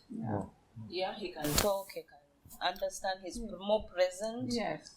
They can fit in school, they are more social than before. So for me, are you saying that's enough for me to say, okay, I think we're out of it? Okay, so let's take your real life example. So, what were the deficiencies before in your child, and what improvement has happened after the first inside? So you're asking me? Yeah, I'm asking you. So I'll speak for one child and leave the other one. So one of them, when I brought them, and I keep telling people, if I had this one child, I probably never have come. Because he was present, he was aware, apart from being non-verbal. And I diagnosed, He was non-verbal. Non-verbal. Non-verbal, yeah. I diagnosed him at 1.5 years. 1 year, I said there's a problem, and my husband said there's no problem. 1.5 years, I said there's a problem. He said there's no problem. But I said, okay, let's see the pediatrician, neuropediatrician. And we did, and he said, probably. And because the other one was non-verbal, was hyper, had the typical textbook definition. So that prompted us to talk to parents. Oh, my child is this and that, and they say, okay, my child has the same too. Talk to so and so, talk to so and so. That's how I came to talk to Dr. Nandan, and then we got here. We did the first shot. Almost immediately. Of course, the confusion in the first days was very scary. But after we settled, after 3 days, he was more present, more everything that we wanted to see. We get home, He's easy to train. He's easier to train than before. You tell him, this is where we do pee, and he actually sticks. That I don't have to pee my pants, I have to go there. This is how to sit, he will say. He begins now, even without knowing, he started talking. We're like, when did he start talking? He can say thank you, he can say bye, he can say many words, I can count them, he can identify numbers. We took him to normal school, mainstream. Fitting in so well, very social, very everything. He speaks his Spanish like they say, but some of that Spanish can be understood. He can say thank you, he can say share, he can say, and the words that don't make sense are more now, but with time we even understand those words, because he says "ait" for light. So, and because he says "ait" and he's pointing, so it's light. I would say he even has like more than 50 meaningful words. Really? Even the ones that are not meaningful, to us the parents, we understand them. Because he's said it with an action. Na na na, and he's pointing at a banana. So he's purple for apple, he's saying apple. You understand? Air for chair, and he's saying air, and he's pushing it, so it's chair. And he's a child. He's still developing, right? So that gives me hope that gave me hope to even bring him back, so that the nanana becomes banana, the air becomes a chair. And at school, nobody knows he doesn't speak, because when they greet him, the eye contact is 100%. Before, it's 100%. He will take you on with his language that you don't understand. Why are you telling me that? He said, why? And then he says, I think he's saying, why are you doing that to me? The other child who had the typical textbook symptoms can settle down with you and watch a movie, can sit down with you and eat food. Before we were on the go, he can dress up. He's partially potty trained. I would say, when you ask me who of the two has improved more, I say the one that had typical symptoms has improved more. Because he can sit like anybody else. He can sit in a class, he goes to mainstream. And some teachers don't know that he had a problem. So that's positive for me, and it's in, I saw that within the first 3 months, but every month something adds. He's beginning, and for him his words are clearer. When he says water, it's water. They're fewer but clearer. They come out the way they're supposed to come. So you've I brought them at, I would have brought them at 1.5 years, but you're still consulting, because you're still consulting. So, but when we met, we came at close to, we came at 3 years.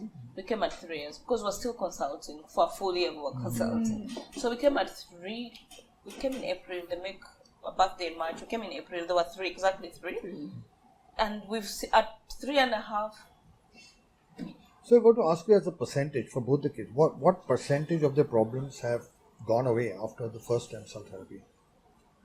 The first twin, who is mild, who they called mild, actually they said he had developmental delay, not autism, developmental delay with autistic features. I would give him even 60%. 60%? Yeah, great. And the other kid? The other kid, who I'm even saying improved more, I would put it a little lower and say 40%, because he's not to the level that I'm saying it because I'm the mother and I want him better, but otherwise he's improved more. Before, he was stressing me because I wasn't sure what the future holds for him. He would get lost. Now you don't look for him. He's around you. You call him, he turns. You say stop, he stops. You say come, he comes. You want, because you've had your cell therapy right now, but she's had it a few months ago. Do you want to ask any questions? As a doctor parent, you can ask her directly. He's less picky. He's less picky with the feeling. Is just exact the things we wanted to get assured of. You saw my child. He was 2 children. This small. He lost weight when he got the more typical obvious symptoms. He went down. The weight, you saw the weight. He's double the weight that we came with. And everything accelerated so fast. In 4 months, I was like, wow, this guy is getting chubby. because he eats and sits down and eats. Yeah. That's the problem with my daughter as well. She always runs. No, this She one never knows. gets wet. So you can see. And he actually goes. You give him water, he says water. He can say water. He opens the fridge and says, "What do you want from the fridge?" He says water. And then immediately you give him water because the nanny says sit. Immediately you give him water, he says shoot. And then he sits down. He's talking to himself. Sit.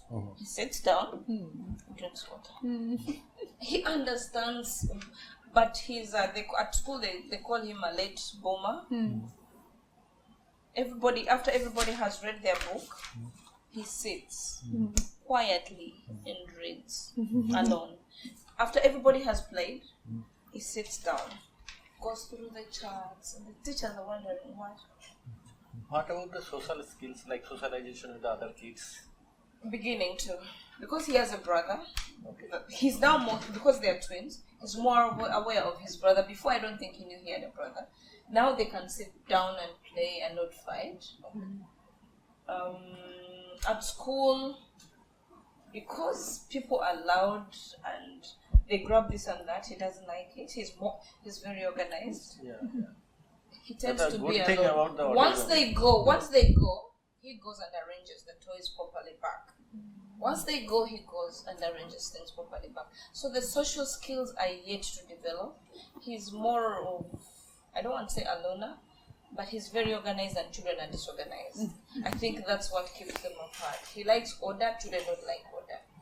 Any sleeping disturbances, anything? Unfortunately, that is because we fear to keep him off melatonin. We only tried it here, but still dependent on melatonin. I haven't tried off melatonin, so I don't. I've only played around with the doses. We're still dependent on that. But while here, we are off melatonin, but we are sleeping. Sleeping well, wow. Is it because of the too much work and he's tired? I don't know. Because here I can afford to keep awake, so I'm off. We are off everything, and he's sleeping. So I will try that when I go home. On weekends. Sir, as we what discussed. about Okay, the on medications? Like my daughter has been seen in EMHANS. They have prescribed Arcamin. Very little dose, but we have been giving her Arcamin. What about the drugs post stem cell therapy? Should we continue it or discontinue?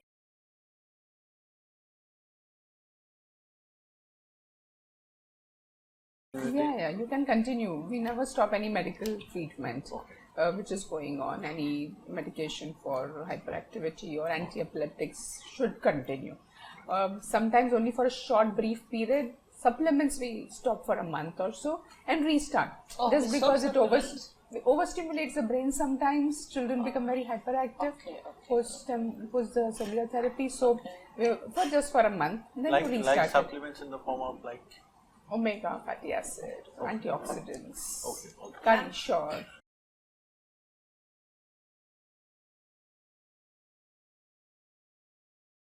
Yes, your question please. Yes. मैं wait कर रही थी. हाँ, yes. Actually ma'am मेरा question है उत्तर प्रदेश और दिल्ली की women's की तरफ से.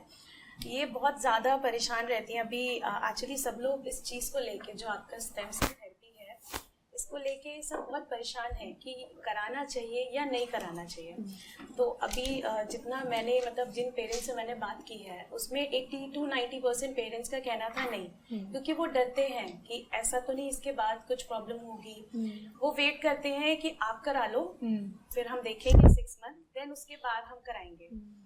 ये चीज़ मैम कैसे कम होगा कि मतलब इस चीज़ से कैसे अवेयरनेस आएगी पेरेंट्स में कि नहीं भाई एक बार ट्राई तो करो तुम लोग, हो सकता है भाई जो थेरेपीज आप दे रहे हो वहाँ पे क्या है कि कई पेरेंट्स हैं हम लगे हुए हैं अपनी थेरेपीज करा रहे हैं घर पे भी अपना सब कुछ छोड़ के लगे हुए हैं.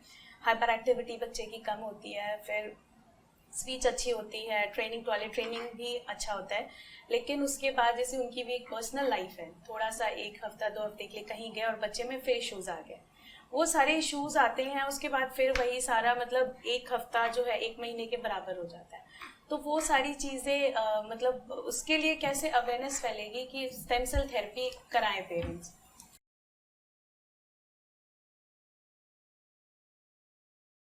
जैसे आपने डिसाइड किया एंड आप कुछ लोगों से बात किए और आपने डिसाइड किया कि हाँ ये मैं मेरा 1 मंथ का प्लान था. मुझे पता चला मैंने जो हमारे डॉक्टर थे उन्होंने मुझे बताया, उनके जो थेरेपिस्ट थे सिर्फ एक वही स्पेशल एजुकेटर थे जिन्होंने मुझे मोटिवेट किया कि नहीं मैम आप जाओ, उसके बाद बस 3 months आप मुझे अपना बच्चा दे दो, उसके बाद देखना है इतनी थेरेपीज कराऊंगा मैं कि सात्विक को मैं बहुत अच्छा कर दूंगा। तो मैंने कहा चलो एक बार मैं उनके कहने पे ट्राई करती हूँ, क्योंकि उन्होंने बहुत सारे बच्चे ट्रीट किए हैं स्टेम सेल वाले, और वो भी डॉक्टर्स के, बहुत सारे डॉक्टर्स उन्होंने मुझे मिलवाए उन डॉक्टर से कि नहीं मैम एक बार आप ट्राई करो।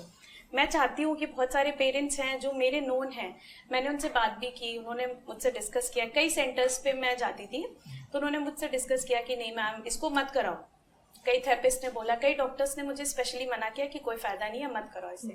मैंने उनको बोला एक बार आपने ट्राई किया, आपने उन पेरेंट्स को बोला कि आप ट्राई करो, नहीं नहीं मैम इससे कोई फायदा नहीं है, आपको कराने का कोई मतलब नहीं है। मैंने कहा ठीक है, मुझे जितना मना करोगे मैं उतना जाऊंगी, मैं देखूंगी, क्योंकि मैंने रिजल्ट देखा है, मैंने देखा है उन बच्चों को जो बहुत अच्छे हुए हैं मेरे सामने। मैम मुझे इतना अच्छा फील हुआ जब उनका बच्चा मुझसे इतने अच्छे से बात कर रहा था, हर चीज़ में परफेक्ट है वो बच्चा। मैंने कहा नहीं मुझे जाना है एनी हाउ। मैं दिसंबर से यहाँ का नंबर ले रही थी और मुझे फाइनली मिल गया। बस होपफुली सारी चीज़ें बहुत अच्छी होंगी। बस मैं ये चाहती हूँ कि अवेयरनेस कैसे फैलेगी, मतलब अभी भी मैम बहुत लोग डरते, 40 to 60% लोग मेरे नोन में डरते हैं इस चीज़ से कि ये कैसे, मतलब इसको कैसे आगे बढ़ाया जाएगा। जैसे मेरा जो स्पेशल एजुकेटर है she got training from Germany, तो वो सिलीगुड़ी में है, वो पर्सनली खुद का एक सेंटर है, सेंटर नहीं मतलब वे घर में ही करते हैं। तो she told me I am known to doctor Sarkar, आप एक बार करके आओ, अगर आपका होता है तो मैं बाकी बच्चों का ये को बोलूँगा, आप तो यू आर एडुकेटेड एनफ, तो आप तो डिसीजन ठीक ही लोगे। हाँ बोले हाँ मैडम मैं देख लेता हूँ एक बार जाके, मेरा तो हिसाब से कोई प्रॉब्लम नहीं होना चाहिए बिकॉज इट्स ऑटोलॉगस।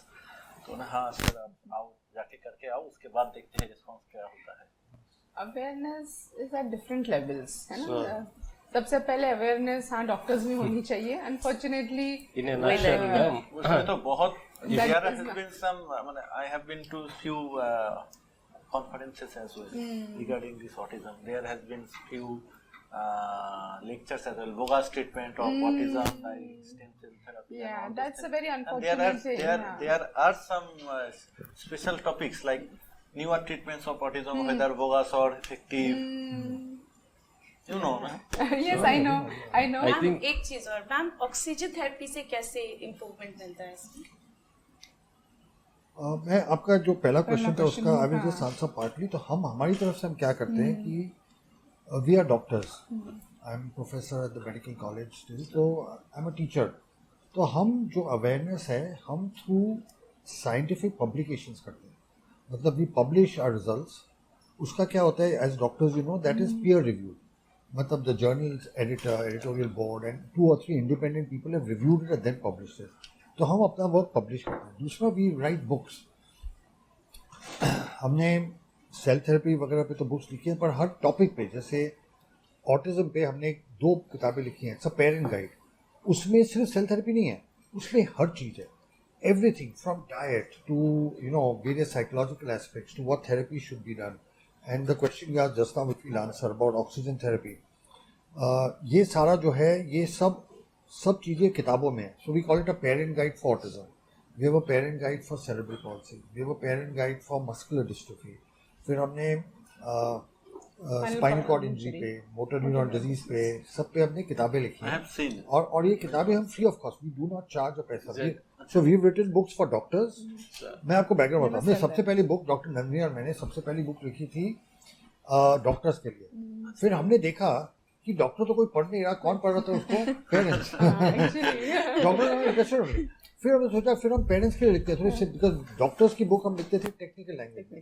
वो जो फर्स्ट किताब हम दोनों ने मिलकर लिखी थी वो उसका 4th एडिशन हो गया, first, second, third, 4th edition. अभी 5th edition is just about to be release. So then we started writing for parents. वो थोड़ी सिंपल लैंग्वेज में लिखते हैं, उसमें हर तरह का all kind of treatments with photographs with therapy. Then we started also writing for then therapist started telling us, जो आपने सवाल पूछा कि थेरेपी नहीं मिलती, so we started writing books for therapist so they can read, you know. We've written books for pediatric doctors. We've written book for family physicians. We've written, so आप जो बोल रहे हैं अवेयरनेस, हम थ्रू साइंटिफिक पब्लिकेशन करते हैं, because that is as doctors हमारा जो काम होता है हमारा जो results हैं, we have to put it in a scientific manner. Then of course we get invited for different conferences, we do seminars, we do workshops, we do webinars. So whenever we get invited, हमारे maximum invitations comes from parent forums. There are parent forums from across the world. They want to know more.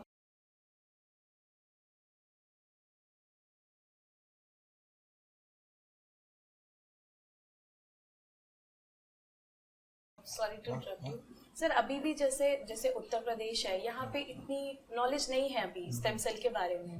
मैं दिल्ली आई हूँ तब मुझे इसके बारे में पता चला है. तो अगर जैसे मैं जिस स्टेट से हूँ, मतलब अगर यहाँ पे मुझे अवेयरनेस देनी हो कि भाई ऐसा ऐसा है, तब भी जैसे मैं बताती भी हूँ तो भी पेरेंट्स मानने को नहीं रेडी हैं कि भाई आप करा के आए हो तो उससे क्या. So again our suggestion is कि अगर आप करना चाहते हो तो आप अरेंज करो, हम आएंगे अवेयरनेस करने के लिए. Right, so we that's what we will be discussing with doctor Olivi also, how to create awareness in Uganda, so how to create awareness in Andhra Pradesh, how to in you have to show data to the people. Yes, that we did a program in Madam Rajahmundry. like that only. Actually, in Rajahmundry, one Basic program first was step is conducted. we have to educate the doctors. Yeah. We have to educate the doctors. We have to Because build confidence most of the in them. pediatrician also, when That is we the go best. to That is the best. take the advice, yeah, they are saying no need to. Okay, then let's ask him. So he's a pediatrician. Yes, sir. Why do pediatricians not advise self-help? You're a pediatrician yourself, so now you have to Even- Yes, answer. sir. His wife forced him to come. You're fine. Actually, So that's what I am asking. You sir. must get more educated. And you should create awareness. Wherever, as I said, wherever we are invited, we never refuse. The step is Come, blocked, we- sir, from our seniors or from our other side. So, actually, madam question is, who is, so first doctors have to be educated. Yeah. First most important. Because when When my the doctor is son was educated, diagnosed at he 3 can influence years, his entire, for Yeah. example, Exactly. if I'm in, Now say sir, if my daughter improves, yeah. then I Possible. definitely. this is a very Then I will definitely say to say 100 people that my daughter has improved. So I think that's the way it should educating be. of No, doctors. but with the Is doctors, the yeah, best step, the yeah. first contact they come with the doctors. Yeah. Being doctor also, we went to consult the psychologist, Colleagues, and the pediatrician. And my son, he was diagnosed at 3 years. And then after that, we wasted, almost 1 year. And we went to, I stayed in Delhi and I did various speech therapy, ABA therapy, all therapies. And then later I came to know about this NeuroGen. But at that time, if they could have advised, at 3 years. You didn't come to know from a doctor, but you No. came to know from a doctor colleague. Colleague. Yes. Yeah. Who got treated. So that's a word of mouth. Yeah. Word of mouth builds trust. But as you said, yes, doctors need to be educated. These are And the we said first persons to pediatricians. be. Yeah. So we wrote a book for pediatricians. After we wrote a book for in general, and I one of my seniors was a pediatrician, and I told him, please read this. He said, it's too heavy for me. So we wrote a simplified book only for pediatricians. We wish that they would read. Do you have them available? Absolutely. Give them to the pediatricians. Oh, 'cause yes. My pediatricians are Absolutely. against. Yeah. See, our books, Yes. hard copies and soft copies, My are pediatricians available against without this. cost to anybody. And you You can write to imagine how us, we many say patients 100 they books, see. we'll courier them to you. Education is to be done. Is it available here? Yeah. Yes, here. Then while Yes. going, I'll be taking At our notes. Yes, we As will you give can one take set as many as you want. to everybody. We will give We are to seeing only everybody. charts, sir. We are seeing only charts, sir. I asked them, are there any books available to read? I also At asked. our, They told me that's usually, not I available. want to sit for 1 or 2 hours. I asked, is Before there last any time, the books book are- was kept on the rack and Oh. all. This I'm time seeing the book that is not kept. Cerebral Palsy Guide to Neurodevelopmental Delay. I'm seeing that, and they asked, they are not responding. No, sir. We will tell later. All our books are available. One question. It's not a question, it's a concern, it's an observation. I come here as a very stressed parent. I don't know what to expect. I'm anxious. I haven't even told many people that I'm going for stem cell therapy because all of them are against it. And I'm like, this is my child. I need to sort them before a certain age. So I come here.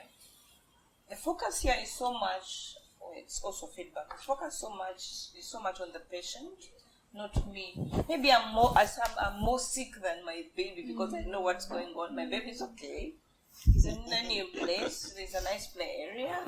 But I'm almost depressed. I don't know what to expect. They're going to sedate my child and things are happening chop. So how do you add something to your package that also addresses this patient? The first time I came here, I think I cried every day. Luckily, I had come with my husband. Children are not eating, the temperatures are high, the flus are everywhere. I'm like, was I actually ready to come here? I think psychologically I wasn't ready. Until you said after 1 week you'll be fine. And indeed, after 1 week I was like, okay, I'm here to stay anyway. I had better get myself together. But please add a package to take care of the parents. It's already done.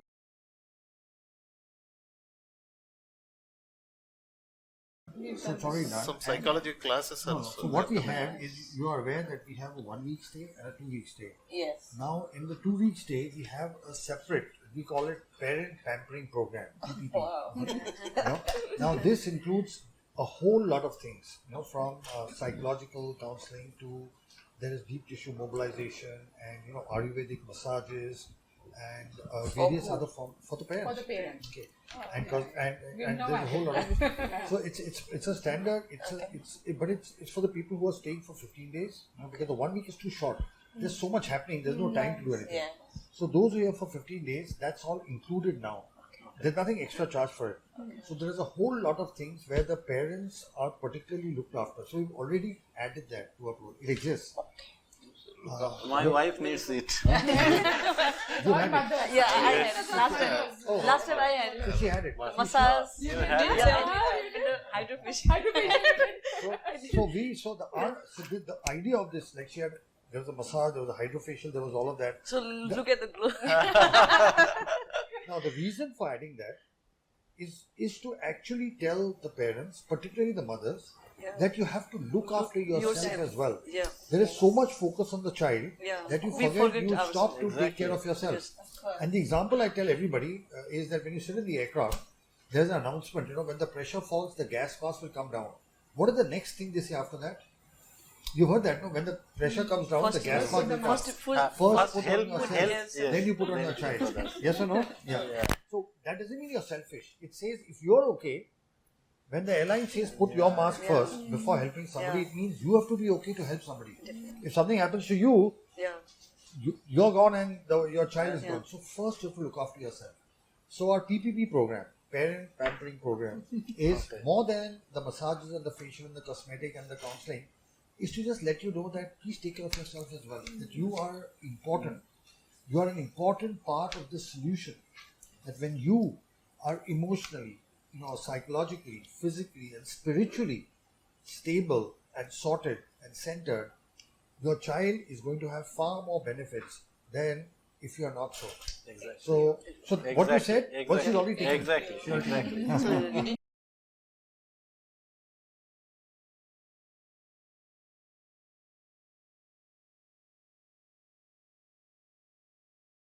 So I felt like that was lacking, and that's I think I It's came already to there. give that feedback that It's already there. we feel neglected. My child is sorted, but what I'm depressed. We completely I understand. don't know, even this is a blind end. You don't know where the journey is ending. So I need somebody to tell me it's all well. Take care of yourself. This is something you're going to be in for a while. Don't forget his body. Thank you for that. Thank you for adding that. Very much needed. Very much So needed. last question was, No, you can ask many questions. So nowadays, why it is seeing like most of the kids, the doctors, the healthcare workers, their kids, the diagnosis is more. Because I've seen like my colleague, Same everywhere. The nurses their kids, Sir, they are diagnosing with the autism. has it to do with any radiation? Like I say, I work in cath labs maybe most of the we are, time. busy I in the say work and we spend are around.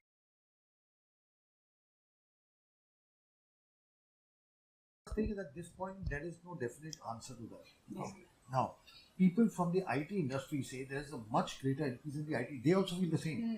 The maximum parents who come to us are actually from IT. So, they're all working in IT, and they believe their screen time is the cause. So, we have actually, if you see a percentage of parents, maximum proportion is all working in the IT industry. Now, we do not have an answer to that.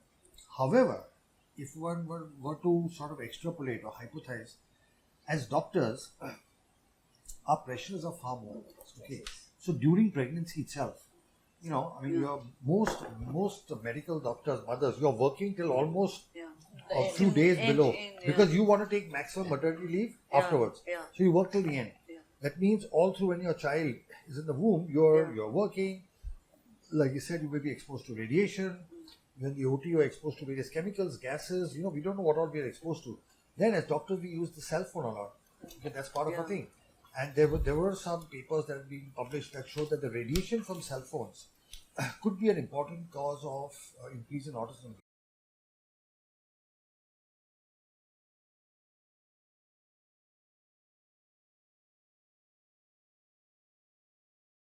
Because prior to the availability of cell phones, autism hardly existed. But ever since cell phones have come, the incidence is just going up and up and up. According to US CDC figures, now the incidence in 2022 was 1 in 44. 2 years before that, it was 1 in 54. Okay, so in a 2-year span, from 1 in 54, it has become 1 in 44. Earlier Now, it was at 1 this in rate, if 70. it goes, in the next 10 years, you're going to have every third kid having. These are US sort of figures from the US CDC. So we will not know.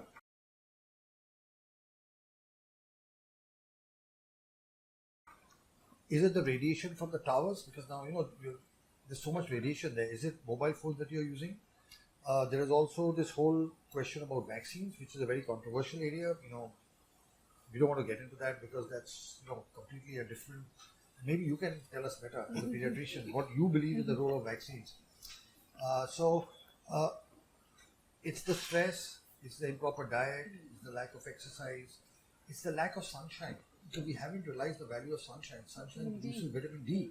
There's a lot of role on how vitamin D absence is a major cause. When do we spend time in the sun? So simple things like that. We don't know the lack of oxygen because the whole the environment is so polluted. The air you breathe is completely impure air.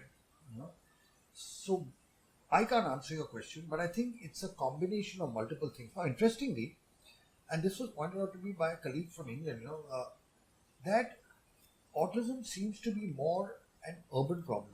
You see very little of it in villages. Now, earlier I thought maybe in villages it's not diagnosed. But colleagues from all over the world, whether they're in America or England, say the same thing. When people who live in a natural environment, among farmers, they're more CP because of problems during delivery and all that, but they don't have autism. Autism seems to be an urban problem.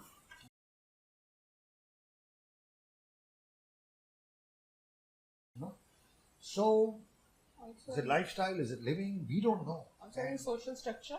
Yeah. For example, social there was a joint family, family. Nuclear family. Most of them are Joint family, nuclear. there was a big support, there was stimulation. Even if your child was a little slow learner, Yeah. there was always Grandfather, grandfather, grandmother, grandmother, aunt, yeah. uncle. Now we don't have any of that. This is a question mark. We had one of the study from Himachal Pradesh, from northern states, by Sunil Kumar Rana and someone. In urban states, it is high, similar to that. But typically, in tribal areas also it is high. Is there? Yeah, they had taken from 7 districts around Himachal Pradesh. So it is a. So what are your views on vaccines? Vaccines. You advise vaccine to all your children, right? Yes, sir, They definitely. must get vaccinated. Yeah, definitely. All kids Risk must outweigh get the vaccinated. benefits. Risk outweigh the benefits. Risk outweigh the benefit. Exactly. I Yeah, agree. exactly. We agree. Yeah. But So we don't want my to take- kid also developed this after the second dose of MMR. That's what we feel. It's coincidental. So a lot of Who parents- knows? A lot of parents tell us that following the MMR vaccine was regression. But we Because- don't know whether it's the time Mine also because same. autism gets diagnosed then. at the time when you take MMR. Yeah. No, as a pediatrician, I wanted your views. Some So, of us Sir. don't take MMR. As a pediatrician, We don't have it in my country. You didn't take Never it. mind. You didn't as a take it. pediatrician, my advice, It's not available in your Not country. that combo. if you are having 3 to 5 children, Yeah. who is getting autism, it is not clearly known. Yeah. If one has there is no, then definitely we cannot tell that this child, the next child will be getting. You So can't be sure. we cannot predict. Yeah. Similarly, if it is a tumor or something, it's a glioblastoma, we can tell its prognosis is 5 years survival rate is like that. It is a definite question to except for this autism or developmental delay disorders. So if a child is affected, so we are having 4 children, so second one is affected, third children is highly normal, fourth one is normal, first one is, why this is only affected? So same genes, same mother and father. So everything is same. Streets was also same. Everything was same. Even my second child, he's okay. completely okay. My son Did he is get 10, vaccine? 11 Yeah, months old. yeah, he got I think vaccine. he has been evaluated by NeuroGen. Like they have some early recognition pattern or something. They have evaluated him at the age of 9 months, and they say he's okay. Even so, this is one of the important focus areas, but I am facing the questions from the parents. Is there any early antenatal factors that we can get? Yeah. So because sir had told, time is very important. So early the time, already we had lost because of the COVID or so many other reasons. And as sir is telling, as doctors we educate everyone. The worst thing is we don't educate ourselves. We tell everyone to eat in time. We have that time. That this is time. You practice yoga, but we will not have any. Nothing is, we will be facing a severe stress. I think during pregnancy itself, one thing is all the testing, B12, folic acid, vitamin D, torch. I don't know if the torch is being done regularly, I'm not sure. It has been done in Nepal. Done. Those, and then, of course, as sir said, use of phone, minimize the use of phone. I think that's that is important. very hard Eat well, to- natural, very difficult to do. So what you have to do is, it's not the mobile phone, it's the radiation is close Yeah. by. So you keep it far. Bluetooth is okay.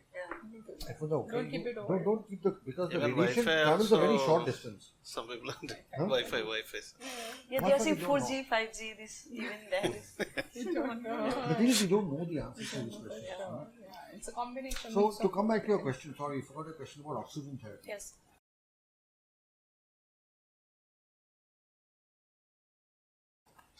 So let me give you a background. So we, from 2008 to 2019, we are doing cell therapy with rehabilitation. And then as part of a constant focus of how to improve, how to improvise, how to make things better, we are constantly trying to what better, what more, what different, we read a lot of literature on the role of hyperbaric oxygen. And that is when and then what we found was our kids were improving in a lot of things, but speech was coming a little later. Speech was taking a little longer to come. Behavior was improving, understanding was improving, lot were improving. So what more and what different? And that's when we looked at hyperbaric oxygen. Now, how does hyperbaric oxygen work? Basically, right now, does anybody know how hyperbaric oxygen works? Do you know the physics? Anybody? At the oxygen dissociation curve, the more amount of tissue oxygen will be available. No, I'll explain to you how it basically works. Right now, we are breathing oxygen at 1 atmosphere, right? Yes. This is 1 atmosphere. Now, at 1 atmosphere pressure, the oxygen is transmitted only through the hemoglobin of our red blood cells. Yes. You agree? Yeah. Only hemoglobin transmits oxygen. The white blood cells don't oxygen. There's no oxygen in the plasma. Plasma oxygen content will be less. Very less. Dissolved it doesn't. So, at 1 atmosphere, primarily it is hemoglobin. Hemoglobin. Now, the moment you start breathing oxygen at 1.5, 1.8 to 2.5 atmosphere, now the oxygen enters the plasma. So, your plasma is saturated with oxygen. Right. Now, obviously, anything that is in liquid will reach far more deeper and into micro levels than red blood cell. Red blood cell also goes everywhere, but the liquid will obviously go more. So the role of hyperbaric oxygen is that your plasma now is carrying oxygen. So oxygen will reach even the furthest, the last corner where it needs to go. Now, just by itself, there were a lot of papers that said only hyperbaric oxygen improved brain functioning. There are papers, you must have read papers on just SBOT. And then we decided to combine it. Okay. And to our surprise, we found the results were better overall. That when we combined cell therapy with hyperbaric oxygen, we started getting faster results. Like speech, which was otherwise coming later, started coming a bit earlier. Okay. So the improvements were still there, but the combination gave us faster results.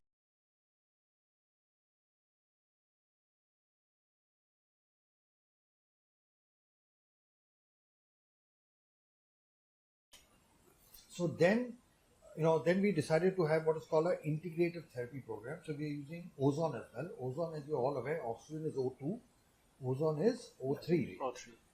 Ozone is primarily, it is antimicrobial. It works against bacteria and viruses and fungus and everything else. It is an immune modulation system, oxidant, antioxidant. So there are several ways in which it works actually.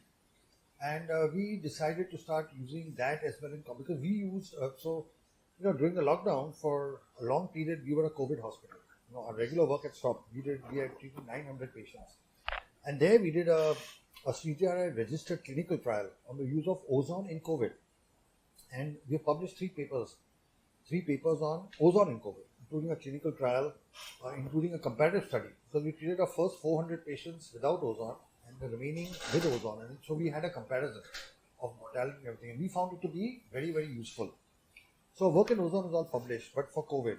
And then as we saw the benefits, we decided to use it. For example, one of the major issues in children is gut issues, And so we give ozone correctly through the gut. So it has a tremendous gut cleansing value because ozone goes and completely cleanses the gut. And we of course use it through the ear and we use it in different forms. So what we are finding is adding these treatments, is giving us a faster recovery. Also, there's a possibility that maybe when we do all this, the repeat shot number may become less. Because we're not sure of that yet. You're asking how many we have to do. So if you do everything together, the chances are you might reduce it from 3 to 2. Maybe. We're not sure of that. So these are safe treatments. They are harmless treatments. They complement. There are some adverse events known to, possibly with both. So those are, there's some, for example, if the child has a ear infection or a ear problem, then we can't use hyperbaric oxygen. If the child has very severe epilepsy, we cannot use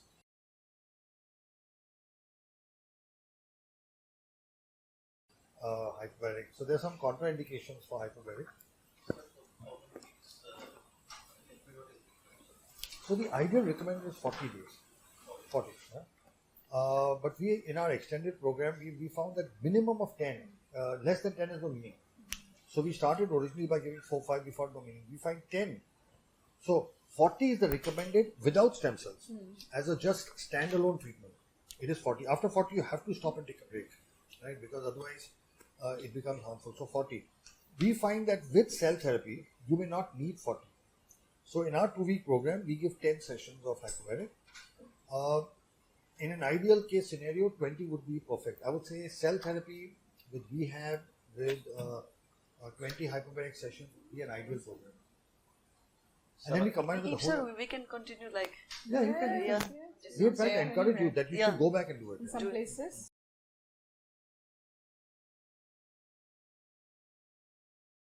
Yeah. Sir, after the first shot is given, 10 more. yesterday night my child was very hyperactive and he is beating me. No, that is...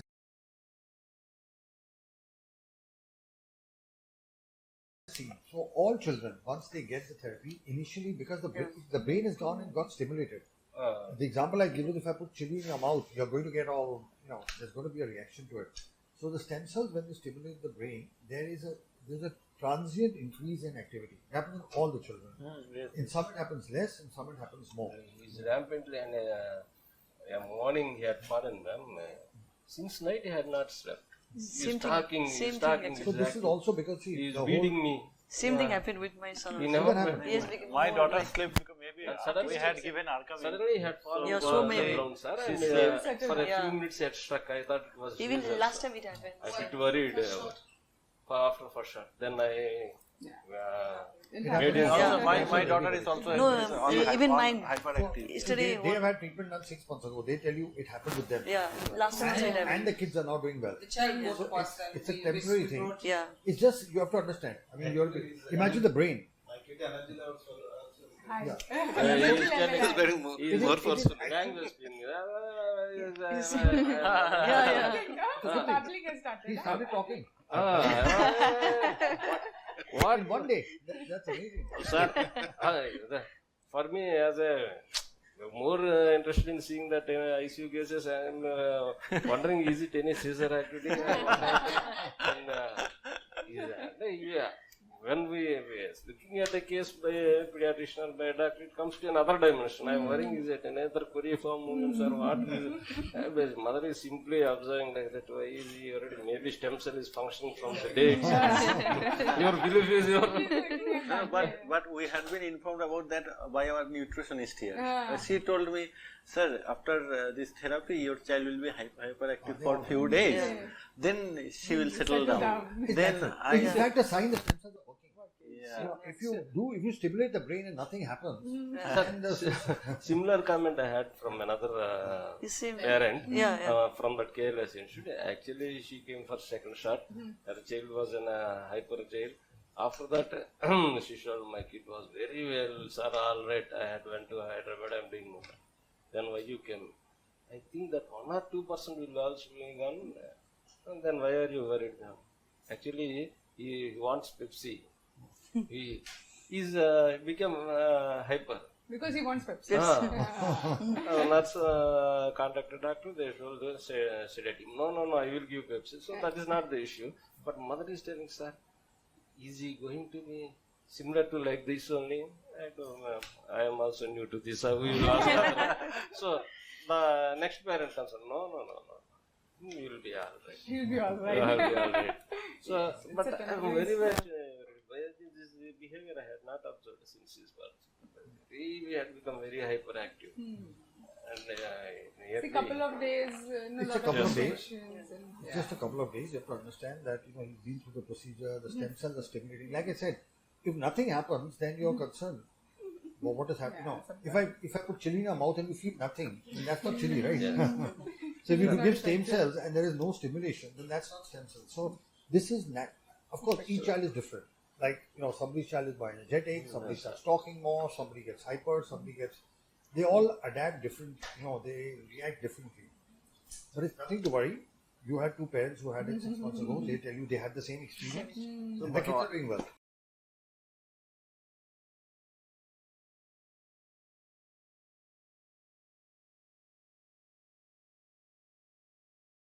what I feel deficient is, sir, I had never heard of hyperbaric oxygen therapy. They had mentioned, but they had not mentioned the benefits, sir. So I had only just taken.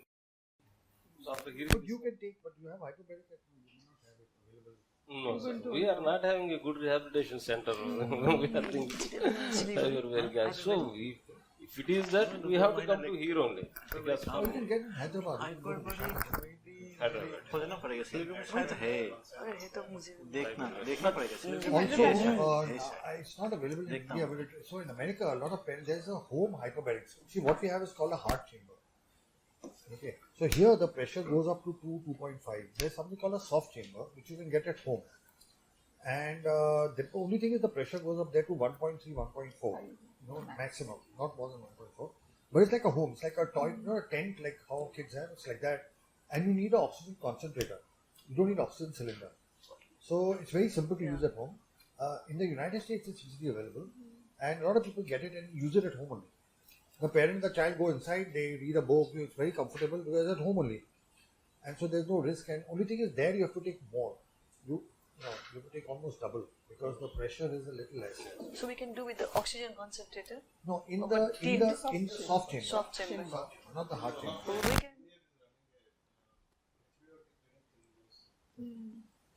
No, you can find, you can import it, because it's not manufactured in India. So if you can get it now, online. it's not very expensive.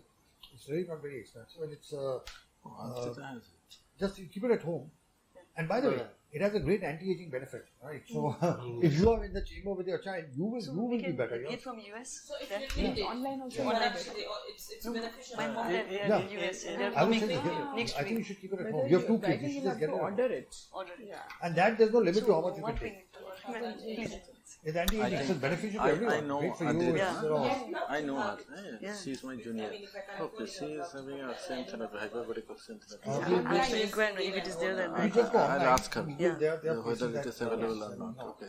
Unfortunately, it's not a very large country, but in that America, many parents use Let it, me and they see. find it Yeah. quite beneficial. Okay. So I another have one one regarding question. anti-aging factor. At what age it is to be started? Ideally, can we come Any age. See, Wellness. at the Sir, wellness? one question about they say my the best time to start anti-aging is in your 40s. 40s. Yes, sir. Because after your 40s, irreversible damage starts settling in. So they say start anti-aging at 40. Okay. So we can plan But even at both 50 you child and You can take it up till 80 also. sir, what about your any idea to start it in like MI patients, myocardial infarction patients? No, we are not doing, because we only do neurological cases. Yeah. We don't do. What about like say? So I went to Argentina, and there they are doing a lot. There it is a standard with every angiography. I met a doctor here at 9,000. I said, what, 9,000? They do angiography. And it's a standard protocol with that. If there's anything, they do angioplasty and they bone marrow stem cells are injected. It's a standard protocol only. Yeah. Okay. They say autologous. We don't need anybody. So I said, what permission? We are doing autologous. We are doing a stent anyway. We take from here and we inject. Okay. So I actually believe it will be very beneficial. I'm convinced. I have used it not here at the medical college, where I used to do carotid endarterectomies. Okay. So what I used to do is I used to remove the plaque, and then I used to inject bone marrow stem cells in the carotid directly. Okay.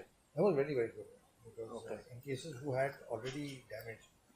So I used it for carotid, but not intervention. I've done it. I would open the carotid, then inject it, and so that's very useful there.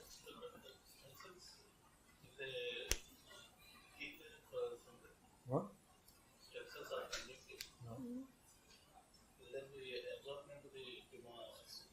Not anymore. It's the blood flow. No? You don't keep it. I do the plaque removal. No. You remove the plaque. You close the vessel. Now you've restored the circulation. Before And now restarting you the circulation. Yeah. So you inject. Moment you open you release the clamp. You inject immediately that time. So the ischemic brain will suck the stem cells.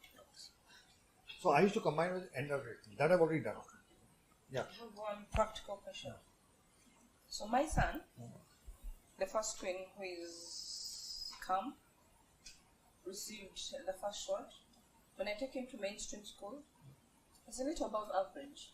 He's almost one of the best students. Much as he's semi-verbal, he's excellent. I don't know why. Maybe the mother is bright. Good genes.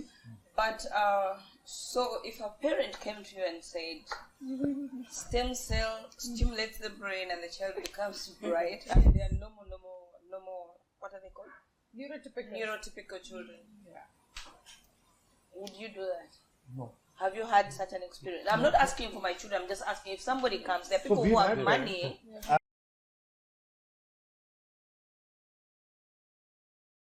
I've had parents in the OPD who come and tell us, my child is normal, neurotypical children.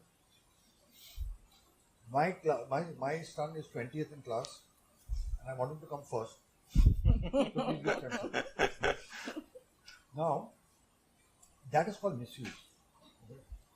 And that is why you have a protocol of PET scan. Because if you do a PET scan in that patient, it will be normal. Okay. So by the way, all our work is done by approval of a CDSCO, that's a FDA registered institutional ethics committee. There's a DCGO, the DCGO, Drug Control General of India. So they have, our ethics committee is registered with them, and we have their approval. So we only do things that are approved by our ethics committee. And so we can only treat children with a problem, with an issue. We cannot treat, like if you come and tell me, give me stem cells to make me younger.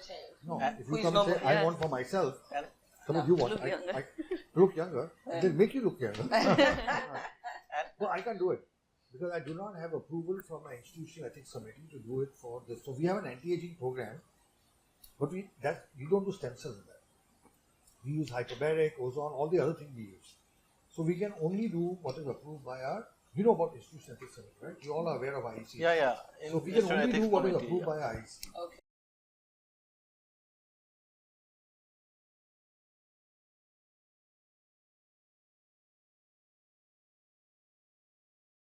And what you have noticed, actually we have seen in many children with autism and with other developmental disorders, that they have this special abilities. Yes, compensation. Yeah.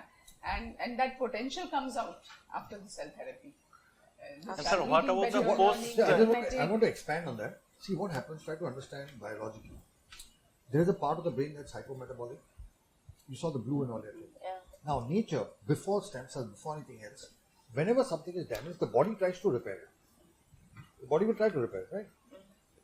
Now, it's not able to repair the hypometabolic as much, but because there is a constant attempt to improve it, the rest of the brain, which is functioning normally, actually gets more activated, becomes more intelligent. That's why these kids, they have actually a super intelligence.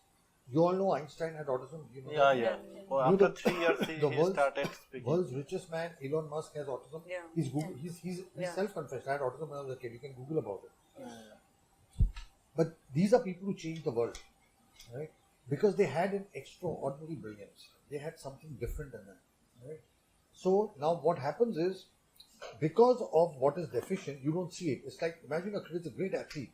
He can win an Olympic medal, but his leg is fractured. Now you can't see, he cannot run, he cannot walk, he cannot even stand.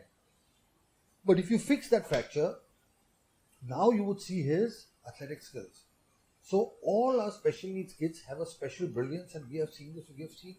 I could spend the whole day and night giving you real life examples of kids who have done extraordinarily well. So when they get after stem cell, so basically they have an intrinsic super brilliance, but the damaged part is not letting us see it. Yeah.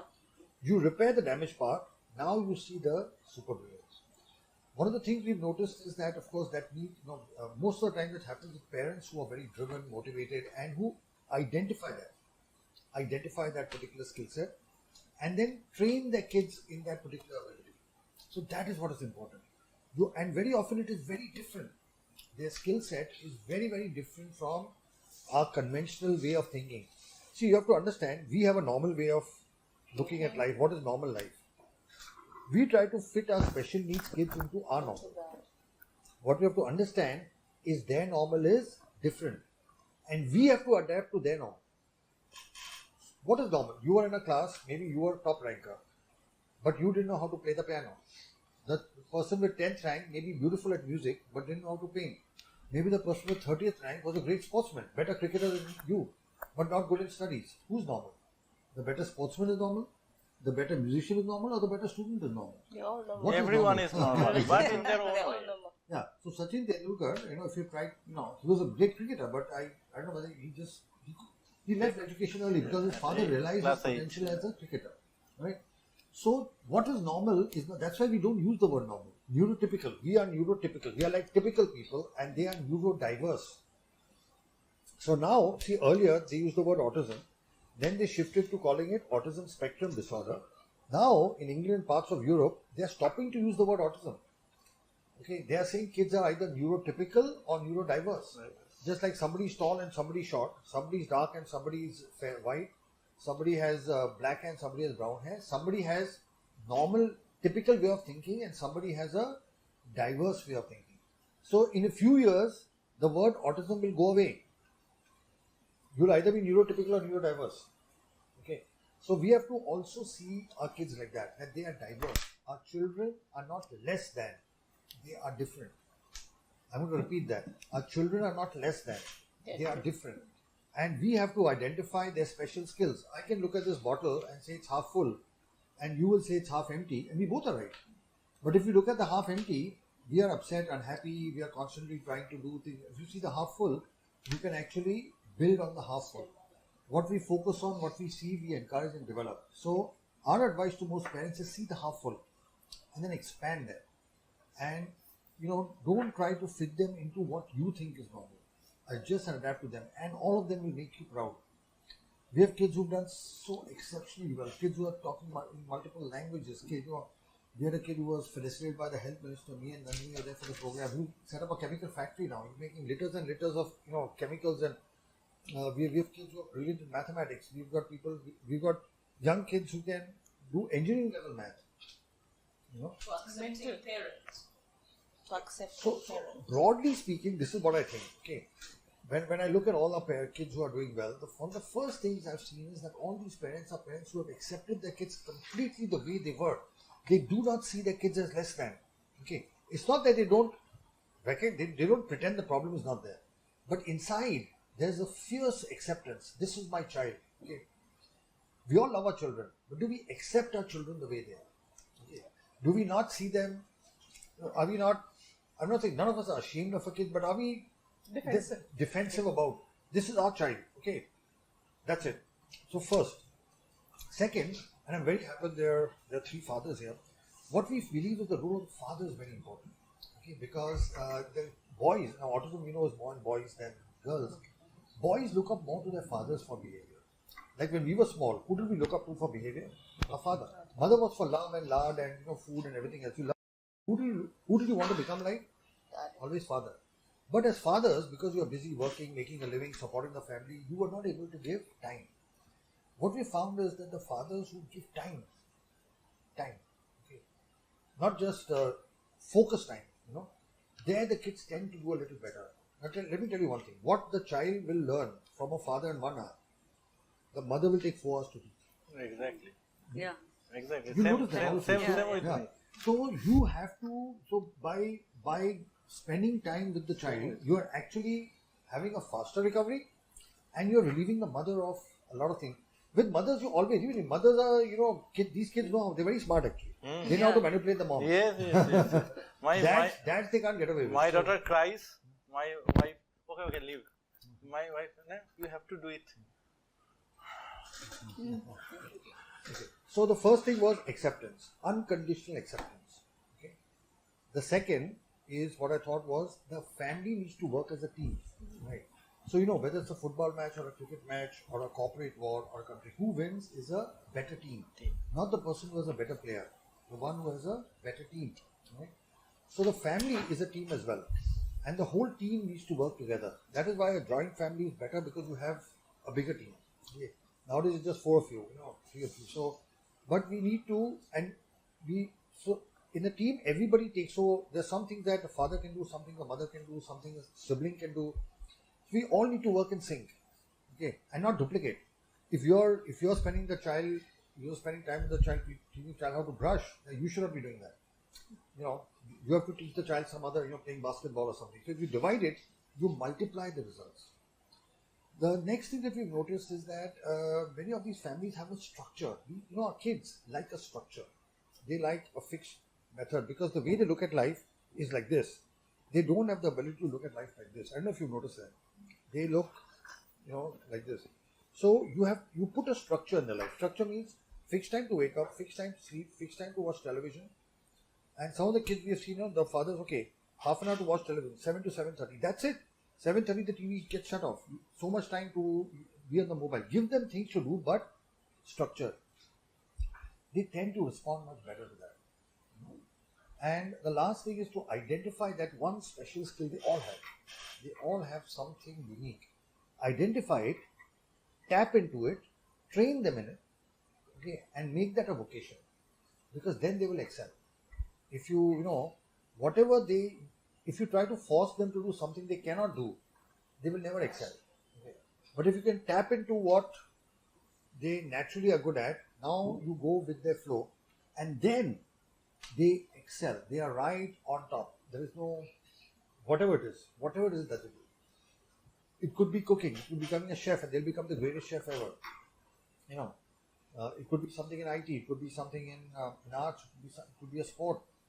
But then they develop a special skill of skills there. Now for the mothers, the important thing is these kids are emotionally connected to the mothers. You'll notice when you're happy, you're positive, you'll notice the kids are, have you noticed that? They are laughing, they are happy when you're happy. And when you're unhappy, what happens? You notice that they're also low. So they have an emotional connect with the mother. So it's very important that your emotional state, like you just said, you're depressed, you're anxious, you're upset, everybody's focused on the kids and nobody's even looking at how you feel. Not just at hospitals, even family, home, nobody understands what it is like for a mother of a child with special needs to go through one single day. Okay, one day, and you have 2 kids. I mean, I really salute everything, You don't sleep. You don't, there's nothing you can do because, so when that happens, there is a baseline level of, you know, I won't call it depression, but like you use the word depression, I don't like to use that word, but you're feeling, you're depressed. Now, the thing is, when we are depressed, that's the emotional message that we are passing on to the kids because they are connected to you emotionally, right? We don't want our kids to be depressed, right? We don't want to become neurotypical but depressed, do we? We want to be neurotypical and happy. So who has to be happy first? Louder. The primary caretaker, Who the is mother. the mother, yes. See, the fathers have not, because they go home, they go out of home, they work, they have a life outside of, I mean, you are medical physicians, you also have a life outside, but at the end, you have to look after everything. You know, whether the food is at home, whether milk is there, whether fathers don't have to worry about whether there's milk in the fridge. I don't think you look at that. So, but you have to. So, you will have to bring your level of emotional functioning upper for the sake of the children. Because whatever you are, you're programming the child accordingly. So in a lighter way, this is just in a lighter way as a joke, I say if the child is a song, the music and tune comes from the mother, the words come from the father. Does that make sense? Yeah, so now both are important, right? So the behavior is important, the personality is important. The words will come from you. They're going to mimic you. If you yell and scream at home, if you are loud, that's, according to them, that's normal. What they see is what they do. Okay, so it's very important that what you do at home is what you want them to be. Everything, including the TV programs you watch. You don't realize it. If you're watching violence on TV, you think they're not watching, but in their mind, dad is watching that. This must be okay. Now, there's one particular thing that we've noticed. I just want to share with you that some parents, when these kids grow up, there's one thing that they seem to lack. We call it a moral compass. They don't have a judgment between right, wrong, good, bad. It's not that they're bad. For them, there is no good, bad, right, wrong. What they see is what needs to be done. Okay. So what they're exposed to, they will do. They can't make that distinction. They don't have the ability to make that distinction. Like, we all do wrong stuff, right? I mean, you're talking on the mobile when driving, you're not supposed to, but you do it. So you're doing wrong. We do 100 wrong things. We know what we're doing is wrong. They follow behavior of parents. They don't have the sense of it being right or wrong. Right? Now that is both an asset and a liability because they will pick up from everyone. And this is especially important post stem cells. You have to realize that the blue brain we showed you on the PET scan, that is brain which had no information. It's hypometabolic, it's not programmed. Post stem cells, the brain is going to get programmed. Okay. And it's going to get programmed from whatever it is exposed to. See, when we were born, nobody taught us our first language. Did anybody teach you your first language? No. How did we learn it? From what we heard around us. Yes. Our second language in school, we learn ABC, grammar, noun, pronoun. The first language, nobody taught you. So whatever you are exposed to around, you pick up. Right? And now post stem cell, I sometimes call it the second biological birth, the day the stem cell is done. Because now that brain is now going to be hungry for information. And that information is going to come from what you people do around. Right? So what they see is what they will learn. So, and if it's not you, they will learn from whoever is there. So if you're not around, they will learn from the maid and the caretaker and the therapist. We are the hardware fixers. We fix the brain hardware. I assure you the hardware will be repaired. You've seen it in your PET scan. You've seen the PET scan? Great improvement in the hardware. You've seen the PET scan? But the software comes from you people. Right? That is not in our control. So depending on what software you put, that is the result that you're going to get. So you have to decide, are you going to be the software coders or do you want somebody else to do it? I'm asking you. Would it rather be you or the maid? Because if you don't spend time with the kid and the maid spends more time, that is how the programming will happen. So do you understand the importance of time to be spent with the child? That brain is going to suck information anyway. It will suck it from whoever is around. Whether it's the way we talk, our attitude, our dress sense, the way we walk. You'll notice the boys will start walking like you. We all tend to walk. I still walk like my father. People look at me and say, you start walking like your dad. We tend to walk subconsciously. Yeah.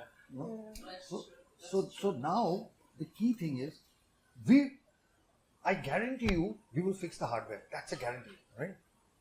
But I can't guarantee improvement in the kid because you are the software coders. Now you decide you want to do it yourself or you want somebody else to do it. We'll do it. We can't. The moms don't have to be told. That's a default. The dads have to be told. So I'm very happy when fathers come. I'm so happy when fathers come for our cell therapy program, because I know they're actively engaged. It's like so important to be here to understand all of this. So any other questions you have? And just to share something, I've seen something in my son. Yeah. When I'm beating him, I say, I'll beat you. Oh. So when I say, I'll beat you. Okay. When he's angry, he comes and beats me. He copy you. Or I beat myself, I say, I'll beat you. When he's angry with me, he beats himself. He's looking at me with a mean eye and he beats himself. Yeah. Then the therapist told me to stop it because I don't want to beat him. Yeah. But I do this. You don't do it. They copy you. He doesn't know it is right. He beats me all the time when I sit down. You say behaviors they take from somewhere. No, they have developed themselves. They've seen it somewhere. And so, what about the post-stem cell care from your side? Like, what instructions you'll be giving us in the next, say, 3 to 6 months? So after the treatment, there is a few days of rehabilitation, and each therapist will give their recommendation, what needs to be done. It's put in the discharge summary. Plus, the case manager will sit with you and do a goal setting. And you need to also ask for home program. They will give you a home program. That's what I am asking. Plus, whatever rehab has happened, the recording of that will be given to you. Goal setting, I feel, is the most important thing. It's important to have a goal. Like we say, if there is no exam, what you study is meaningless, right? So you need to have a goal, and that goal would be a 6-month goal, and then break it down to every month. And in fact, we have this program known as a creative visualization workshop. We'll have it tomorrow, where you will understand why it is important, and how to. That's a cementing for the whole program. So goal setting, very important. Work on the goals, keep it in front of you, and take the home program and be in touch with your case manager or therapist, timely. So you'll be getting the phone numbers of the case manager, and just ensure that therapy and training happens to the best maximum possible. So of course the most ideal is therapy center. You go to a therapy center or a school and you get there. If you don't have that, what you have done, home program, home training. So that's where if both the parents are involved, then you can divide the work and do it. I generally say that if you have extended family, involve everyone. Divide up the work. You do this, so then the work is shouldered, or part home and part therapy. Even if you send to the therapist, there is need for work at home as well. So class work and home work. So all that is important. So the post-treatment is, yes, ensure that good nutrition, healthy nutrition. Now regarding the nutrition, there has been very controversies. Like the centers, they are advocating GFCF diet. The pediatric neurologist, even from New Hands, they have told me that avoid the sweets, but otherwise give all regular diets as well. See, when we started GFCF, there has been some incidents of increasing of infection. Every week or every month, my daughter was getting an infection, be it in the form of mostly LRTI. So, sir, madam, what is your advice regarding this diet?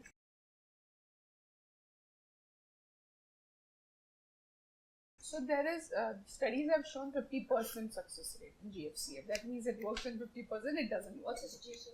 GFCF is gluten-free, casein-free. Now gluten-free, casein-free, the suggestion is that if the child is compliant to it, by all means try it. If, as you say, the child falls sick or doesn't want to eat, then it's not worth trying that. Okay.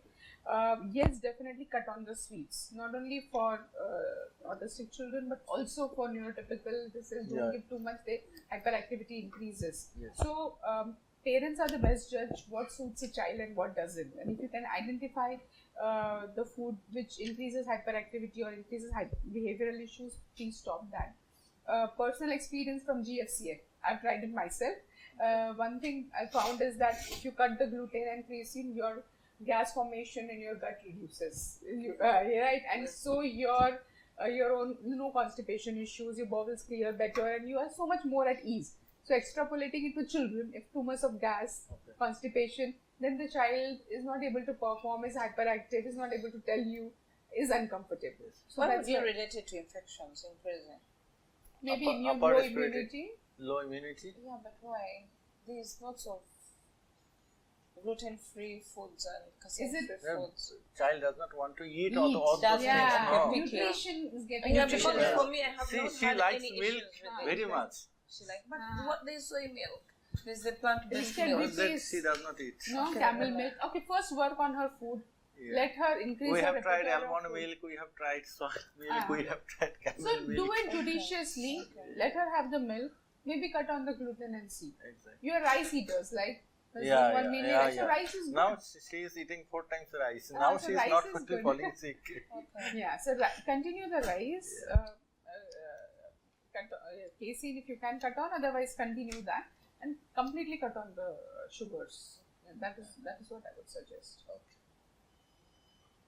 Any more questions you have? Anything you'd like to Nobody ask? asked about one main question. No, as doctors, you are As not, doctors, I'm surprised you you are haven't not asked the worried most about important. the complications or side effects. Oh, I it was think you are written. assured. We are I think assured. you are assured that there are no side Oh, effects. so you're seeing no No, side no, no, effects. No, no, Even we if have it's gone through the papers. No. 6% incidence of seizures, something. Okay, Seizures. so I'll share with you.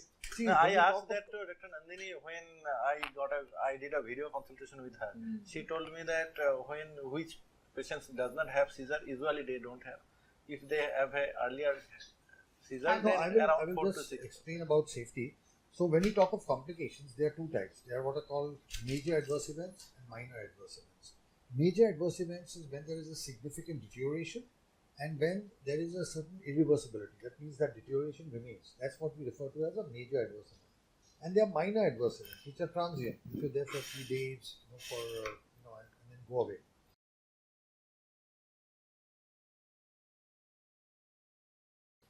So we've not had any major adverse event. That means no child of ours has deteriorated neurologically, has any major developed some new neurological symptoms or signs of deterioration. So I can clearly tell you that there is no major adverse event. Why am I saying that? Firstly, we haven't seen it, and secondly, we are not doing any surgery. We are not cutting, stitching, suturing. We are not putting anything from the outside. The whole treatment consists of 2 needle pricks. You know how we do it. We do a bone marrow aspiration. As doctors, a bone marrow aspiration is a simple process. Just local anesthesia. You cannot have any complication from a bone marrow aspiration. Can you have a complication? You're a pediatrician. Bone marrow aspiration can't create anything. Like I said, we are separating the stem cells and putting it back without any artificial chemical or anything. We're doing a lumbar puncture. Okay. So there can be no, and we are doing it in the L4-5 space, so there is no spinal cord there to injure. So there's no damage from the procedure. However, there are what we call minor adverse events, of which one you may or may not consider it minor, but because it's reversible, we put it that is the incidence of epilepsy. So we found earlier on that there was a 6% possibility of an increase in epilepsy in kids who already have epilepsy or whose EEG is abnormal. Okay, 6%. 6 out of 100 children will develop an increase in epilepsy in the next 3 to 6 months. Then what we found is that if we add an anticonvulsant, we reduce that incidence to 3%. So currently our adverse event ratio is 3% because the moment a child has had epilepsy, if he's on 1 drug, we make it 2. If he's on 2, we make it 3. If he's on 0, we make it 1. Means we add 1 drug to whatever the protocol is. With this, we will be able to bring it down to 3%, but it is still 3%. So that's the only significant.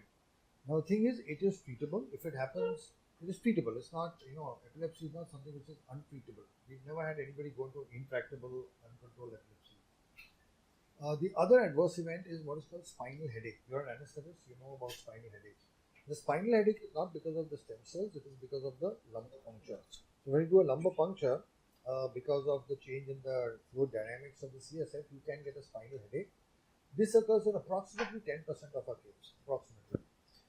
It comes on the 2nd or 3rd day of the procedure, and when it comes, it lasts for 48 hours. Now, as you are aware, it's a peculiar headache. It goes away on lying down. It only comes when you sit. So the child will just sleep. Why? Because the moment he gets up, they get this headache. So that's 10% of our kids. And some kids will have some little pain at the side and stuff like that. They're all minor stuff which can be handled. So I would say it's a very safe treatment. There is no risk of any deterioration. There's no risk of any damage. There's no risk of any harm. Okay? So for us, because safety is central, our basic underlying principle is primum non nocere, which in Latin means first do no harm. So whatever we do, whenever we introduce any new treatment, our principle is first do no harm.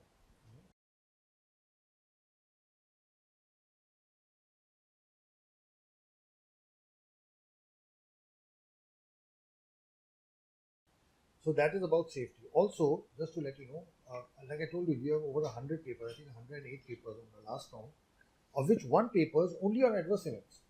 We are the only people in the world who published a paper on adverse events in stem cell therapy. And the title of the paper is Seizures as an Adverse Event of Cell Therapy. Where we mention all this, the 6%, how we dropped it to 3%. So even our adverse events are in the public domain. We've hidden nothing. Everything is out there. So our positive results are in the public domain, as well as if you read our papers, in all our papers it's mentioned the incidence of epilepsy. But just so that it's not hidden inside, we have a separate paper just on cell therapy. So we've now treated a little over 12,000 patients from 75 different countries. I mean, you both are here from different countries, but from 75 countries. I don't know of any other hospital, maybe in the world, where people from 75 countries have come. I don't think there's any other. Maybe I'm talking for definitely for cell therapy. Maybe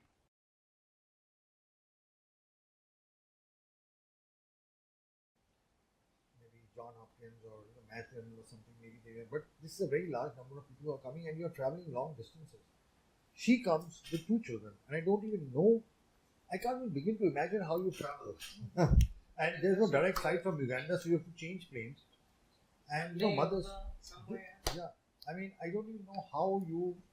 Every time we are traveling, I keep thinking, how do you travel 15 hours or 20 hours with a special needs child? And I know how difficult it is. And I realized it when we had one mother who came and told us, she was coming from Minneapolis to New York to here, and she said that for the entire duration and for 7 hours before, she did not drink a sip of water or eat anything. You know why? Why? Tell me why. Because you can't afford to go to the house. Exactly. Yeah. That's what she said. She said that just so that I don't have to go to the restroom in the aircraft, I did not have a sip of water or eat anything 7 hours before the flight started and 15 hours of the flight. And I was just looking, and I was, I mean, it was very emotional for me to see that is the love of a mother, to not eat anything, because she said that the toilet of aircraft is very small, and if your kid is a little big, you can't sit there with your child, and you can't eat the child alone. So, and despite that, you all are coming here. You're coming to India. You're coming here to take a treatment because you believe in something. You believe that this is the best thing for your kids, and I have the highest regard for that. Because we have. If they're little, like mine, you keep them on the back because they don't run out. They don't run out. For the entire waiting period. You're tired. The entire. The entire period. The waiting period, the layover at the airport. Keep them on the back because they're running around, and you look like an irresponsible mother. Because this child to the rest is not sick. They're falling down. They're eating from the floor. They're making a mess. So you tie them on the back and keep them there, and you keep moving around and singing for them. People are asking, why are you carrying a big child? You're like, it's not feeling well. What do you do? But it's your child. You look silly almost carrying a 4-year-old on the back. But it's your child, and you understand that. And that makes them comfortable, so that's your primary aim, and it's okay. It's amazing. I really have the highest respect and regard for that. So, any concluding remarks? Anything, each one of you? Yes, sorry. Any case of meningitis? Never. Zero.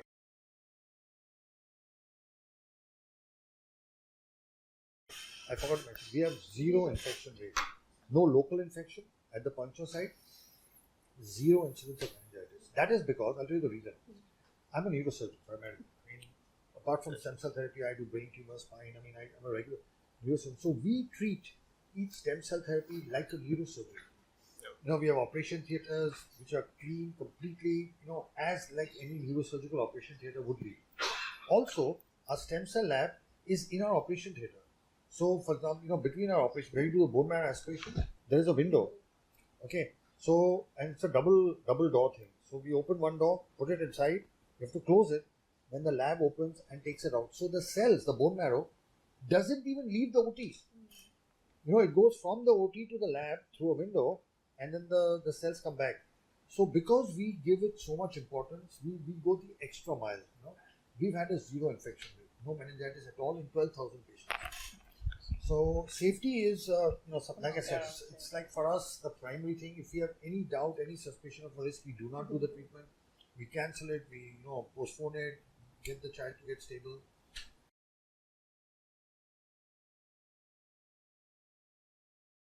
So you okay? Yeah, I'm okay. The other thing we need to add, I've just had.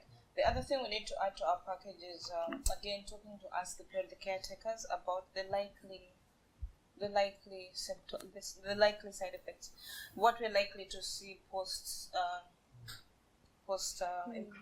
transfer. Yeah, because I had an incident yesterday and I wasn't ready for it because I didn't even read about it, so I didn't know. Because I thought what I saw last time, the uneasiness, is what I was likely to see, and I was ready for it. But my child woke up after the second procedure, woke up like 1 hour after theater, and was hyperactive, which I was ready for. So he didn't get enough of the IV fluids. So he was just taking the oral sip. He was very hyper, so I constrained him. I carried him on the back and walked around. Then he slept again. If I put him on the bed, then later I looked at him in the face and he was in too much pain, and his legs were wobbly. He could not stand, and I was dead worried. It's like, what's happening now? Is it paraplegia setting in? This is not what I came for. So he wouldn't stand at all. I would let him, he would stand and fall. Then she found me in that mess. If somebody had warned me, maybe my anxiety wouldn't have gone up. Then I called in the nurse, the doctor. They gave him rectal diclo. Luckily he slept off, and they pumped in fluids. They pumped in more than enough. So, but that was okay. He was safe, sleeping and with fluids, and we're taking orally. We're also getting the IV. He managed to sleep at least for 3-4 hours. He woke up, and I wanted to see him walk. You can imagine how much prayer I did. When he woke up, he was running. Like, we're out of it, but very puffy. So I told them. I told them to put off so that we can just do the oral slowly. And now he's okay, and he did the therapies, but I was then worried. If somebody had warned me, keep him down. If he's not able to keep down, the painkiller would sort him out, so that, because he was walking like an old man, but with wobbly legs. I think it was the too much pain that he could not communicate. She assured me it's pain, just manage the pain. And we did, and we were sorted. If that can be included, even the before, the restlessness was never, we never discussed it. So when they were restless, we didn't know what to do. You know how a child is restless, carrying him won't help, feeding him won't help, nothing sorts him until, I don't know what they gave them, but something was given and they calmed down a bit. If a parent is, this time I came ready for that restlessness. I slept in the day. I was like, when they wake up, I'll be up with them. Because I knew. But a first timer will get worried. And some people are not good at talking. They will just come in there and blame the system. So if we are cancelled on some of those things, I think as parents, that would be very helpful. Yeah. Just like they tell us. We take care of. We normally inform about most of what we, like spinal headache and all. We tell most people to expect that. This, of course, because a spinal headache in a 3-year-old may not be easy. But if I'm told it's spinal headache, then right. The point is well taken. All right, so I think we had a great discussion, and thank you for being here. Just a couple of things that I want to tell you, because you were asking about umbilical cord cells and all that. There are several centers in the world that do cell therapy all over India, etc. We are the only one that does only neurological cases. All the other stem cell therapy centers do everything. They do kidney, liver, cosmetology. You have hair fall, they will inject cells in you for your hair fall. So because we are neuro focused, because I am a neurosurgeon, Dr. Nandini has done our 4-year training in neuro stem cell work. We are experts in neuro. Our entire team is around neurological. So we have a focused interest on this only. Whether it's the rehab, whether it's the integrative therapies, everything is structured around neuro. So we don't do other things. Very often people ask us, do you do orthopedics? We don't do any of that. We only do neurological. Unlike all the other centers everywhere else. That's the one thing that we do. And like I said, there's a constant, for us, you don't realize when you're here, there's a certain warmth here. We treat you all, It's warm. You feel cared for. It's And that's what homely. we try to inculcate in our people, that everybody here is like family. And the other thing that is particular about us is that we have a long-term follow-up. So we follow up for life. The people we treated 15 years ago, they will get a call from us once in a while. We will check on them. So we continue following up, no matter which part of the world you are. Maybe in Uganda, Nepal, or India, you will get once in a while your case manager will WhatsApp you or message you, or you know that you get calls from us, and we, as much as is possible, we try to keep a connection going so that you never feel alone. You never feel that you are now completely lost. Now we have some difficulties and challenges in communicating with people with different time zones, but apart from that, we make an attempt. You feel so that the connectedness remains. At no point should you feel you're alone. Okay? We are with you. Okay? And just knowing there is somebody in some part of the world who's with you, that itself is a big moral support. Just knowing there's somebody with you, that there's somebody you can call anytime, and both of us are available always. Our cards have our mobile numbers, and doctors don't give their mobile numbers. Our mobile numbers are on our cards. We can be reached. Dr. Nandini responds a little better than me. I'm a little slow at responding, but we respond to everyone. There is nobody we don't respond to. So, despite 15 years and 12,000 patients, we are there for you. So that's what I want you to know. We'll always be there for you. We'll always be there for the children. You can reach out to us anytime that you want. For any query you have in your mind, any doubt, any clarification, we are available. So I'd like to end this wonderful evening conversation with each one of you concluding what you have to say. Make some concluding remarks, each one of you. And to all the parents who might watch this, parents of children with special needs, whether they are medical or non-medical, the majority non-medical, what would be your message? This cellular therapy, it's a really, can bring a drastic change in the kids, and I think there's no any harm, in trying this cellular therapy. If there is, they think if there is no any improvement, but there is no any harm, no side effect. So at least, every parents, they can just try once and go for it. And I say the NeuroGen, we are really thankful for such a good hospitality and everything. We are really grateful to the team. Thank you very much. One very wonderful thing which I received on my WhatsApp yesterday is that him doing the procedure. Some IT cell guy has sent me those pictures. I never expected to receive such pictures, and I told my wife that wow, they are very professional and they are very good that they have sent these pictures. Usually it is not asked for, but yes. Yet just share the video of us injecting cells with everybody. So yeah. No, I was not expecting it. Anyway, that was so sweet of you. And now after the discussion, I am very hopeful that my daughter will be okay. Yeah, and that's why I think that the earlier the stem cell therapy is done, the earlier it will be good. It should be. That's all. It's a most privilege we have in this institution, and I feel what it is, the interaction of the parents. I remember my father words, why my son want to become a doctor. It is a good olden days where there is a good rapport between a patient and a doctor, where patient sees a doctor like a god. It is a beautiful words are from in this institute from most of the parents who had. It's really wonderful, sir. And my personal experience after 6 months I will share. But it's really, once again, I feel very proud to have. But I want a personal question, sir. What is that? What is that unconditional love towards this stem cell? Is there any incident for you to take a more interest in this stem cell? What is personal interest? What is personal? Yeah, so that happened when I was a medical student, and at that time I actually came across a spinal cord injury patient who was quadriplegic, and I was a medical student, and I was taking rounds with the registrar, and I asked him, why can't we do something for him? So he said, no, the nervous system does not regenerate. This guy is going to die. So the patient heard that, saying that nothing is going to happen, and my eyes met the eyes of the patient. And in that moment, something happened, and I said, okay, my life will be about repair of the nervous system. So then I always wanted to be a neurosurgeon. So at first I decided to leave medicine and become a researcher. Then I had my teachers who told me, don't do that. If you become a researcher, you'll be stuck to the lab only. Your life will be about animals.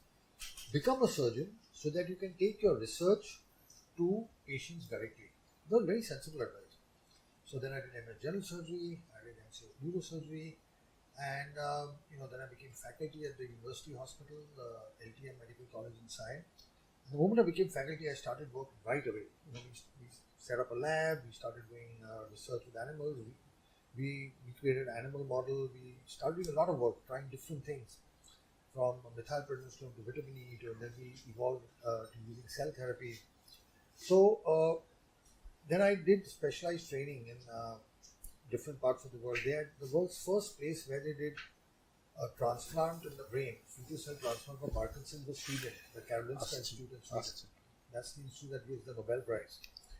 So I had heard that they do fetal transplant, so I went there just to see how they do it. But of course, by the time I went there, the program was not as operational. Then I heard they are doing a similar thing in Denver, Colorado.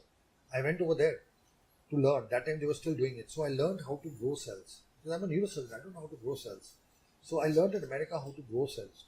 And at that time, everybody thought I'm wasting my life. What are you doing wasting your life? Go out there, make money, operate tumors, fine. But I knew this was the answer. And then that is how I developed, and starting first. And 10 years of basic research, and then we started work initially with adults, spinal cord injury, brain stroke, head injury. Then as we worked with spinal cord injury, spasticity started improving. And so we started doing cerebral palsy. And when we started doing cerebral palsy, we saw higher functions are improving. And that's how autism came in. So autism came into our life 2 or 3 years after we had treated. And then suddenly the results were very dramatic. So then we started doing more and more. So basically, I'm a neurosurgeon. I operate the brain. But I realized that no drug, no medicine, or no surgery can repair damage. We know that as doctors, right? The only answer was cellular repair. Okay, and so when stem cells were discovered in 1998, I was already in America, learning how to grow and develop them. So that's the background. The background comes at that time not from any other reason, but it came out of a moment on the bedside, looking into the eyes of a paralyzed man who has been told he's going to die, and my saying, one day I will make people like that walk. And there was a, when you're a medical student, you're very innocent, very naive. But sometimes childhood, younger dreams, they become real. So that's what we did. We built up. I started being in the medical college. Then we started NeuroGen in a rented premise. Then finally we got this building. Now we have 2 places. Now we are setting up centers in different parts of the world. But I've always kept 2 of my basic principles intact. One, because I'm a professor at the medical college, science. So from the very beginning, we had a research team. We published everything. Second, education, because I'm a teacher. So books, because the best way of education is lectures, seminars. So keeping science and education together and merging it with medical practice is what has evolved us to this level. And the most important thing, a wonderful team of people to work with, like Dr. Nandini. Amazing. We've been together from the very beginning. All the people I've been working with, we've been working together for many, many years. We've been together. And our original team is still intact. We're all together. So you can't do this alone. Okay, you have to do this as part of a team. And so we have a team which is stem cell experts, rehabilitation experts, all of us together. Dr. Jacob, who heads our neuro rehabilitation, we've been working with us in 1992, for a long time. So our work is born out of that, because it's not like something we started right now. It's something which was created, like I say, on the bedside of a patient, looking into the eyes of somebody and saying, one day I'll do something for these people. Anything you want to say? Ma'am, यहाँ आने से पहले मन में बहुत ज़्यादा डर था कि क्या होगा, कैसे होगा, जबकि रिजल्ट्स थे मेरे सामने. 3-4 बच्चे मेरे सामने इम्प्रूव हुए हैं जिनसे मैं खुद मिली हूँ, लेकिन एक डर था कि क्या होगा, कैसे होगा. मतलब फर्स्ट टाइम मुंबई आया, फर्स्ट टाइम न्यूरोजेन, लेकिन यहाँ पे सब कुछ बहुत अच्छा एनवायरनमेंट था. और ये जो डिस्कशन था, हेल्दी डिस्कशन, इससे थोड़ा सा और टेंशन जो थी वो रिलीफ हो गई. और मतलब एक कॉन्फिडेंस आ गया है कि नई चीज़ें बहुत अच्छी होने वाली हैं. और जो एक आपने बताया कि एक फैमिली जो मतलब एक होता है, तो उसके बारे में एक बहुत अच्छा हुआ है कि चलो अब थोड़ा सा और इम्प्रूवमेंट होगा चीज़ों के बारे में. इसलिए थैंक यू सो मच आप दोनों का. Yeah, for me it's to appreciate the warmth that even the first time, the second time I get from the team, the senior team and the rest of the team. It's very warm and comforting to see your senior doctor come to your room and chat with you on a personal level. I appreciated when Dr. Lo came to my room. I was like, wow, okay. Dr. Nandin came, Dr. Himangi came, and they're all speaking to you very nicely and warmly, like you're their best patient at that time.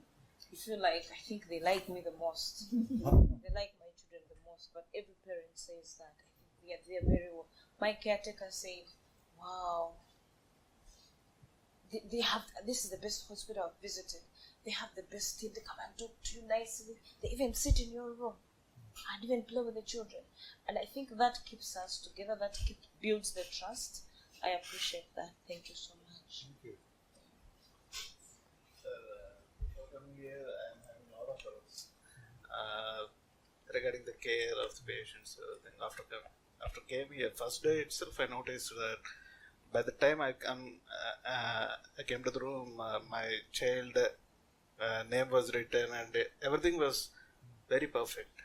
I mean, the organizing this therapy is superb, actually.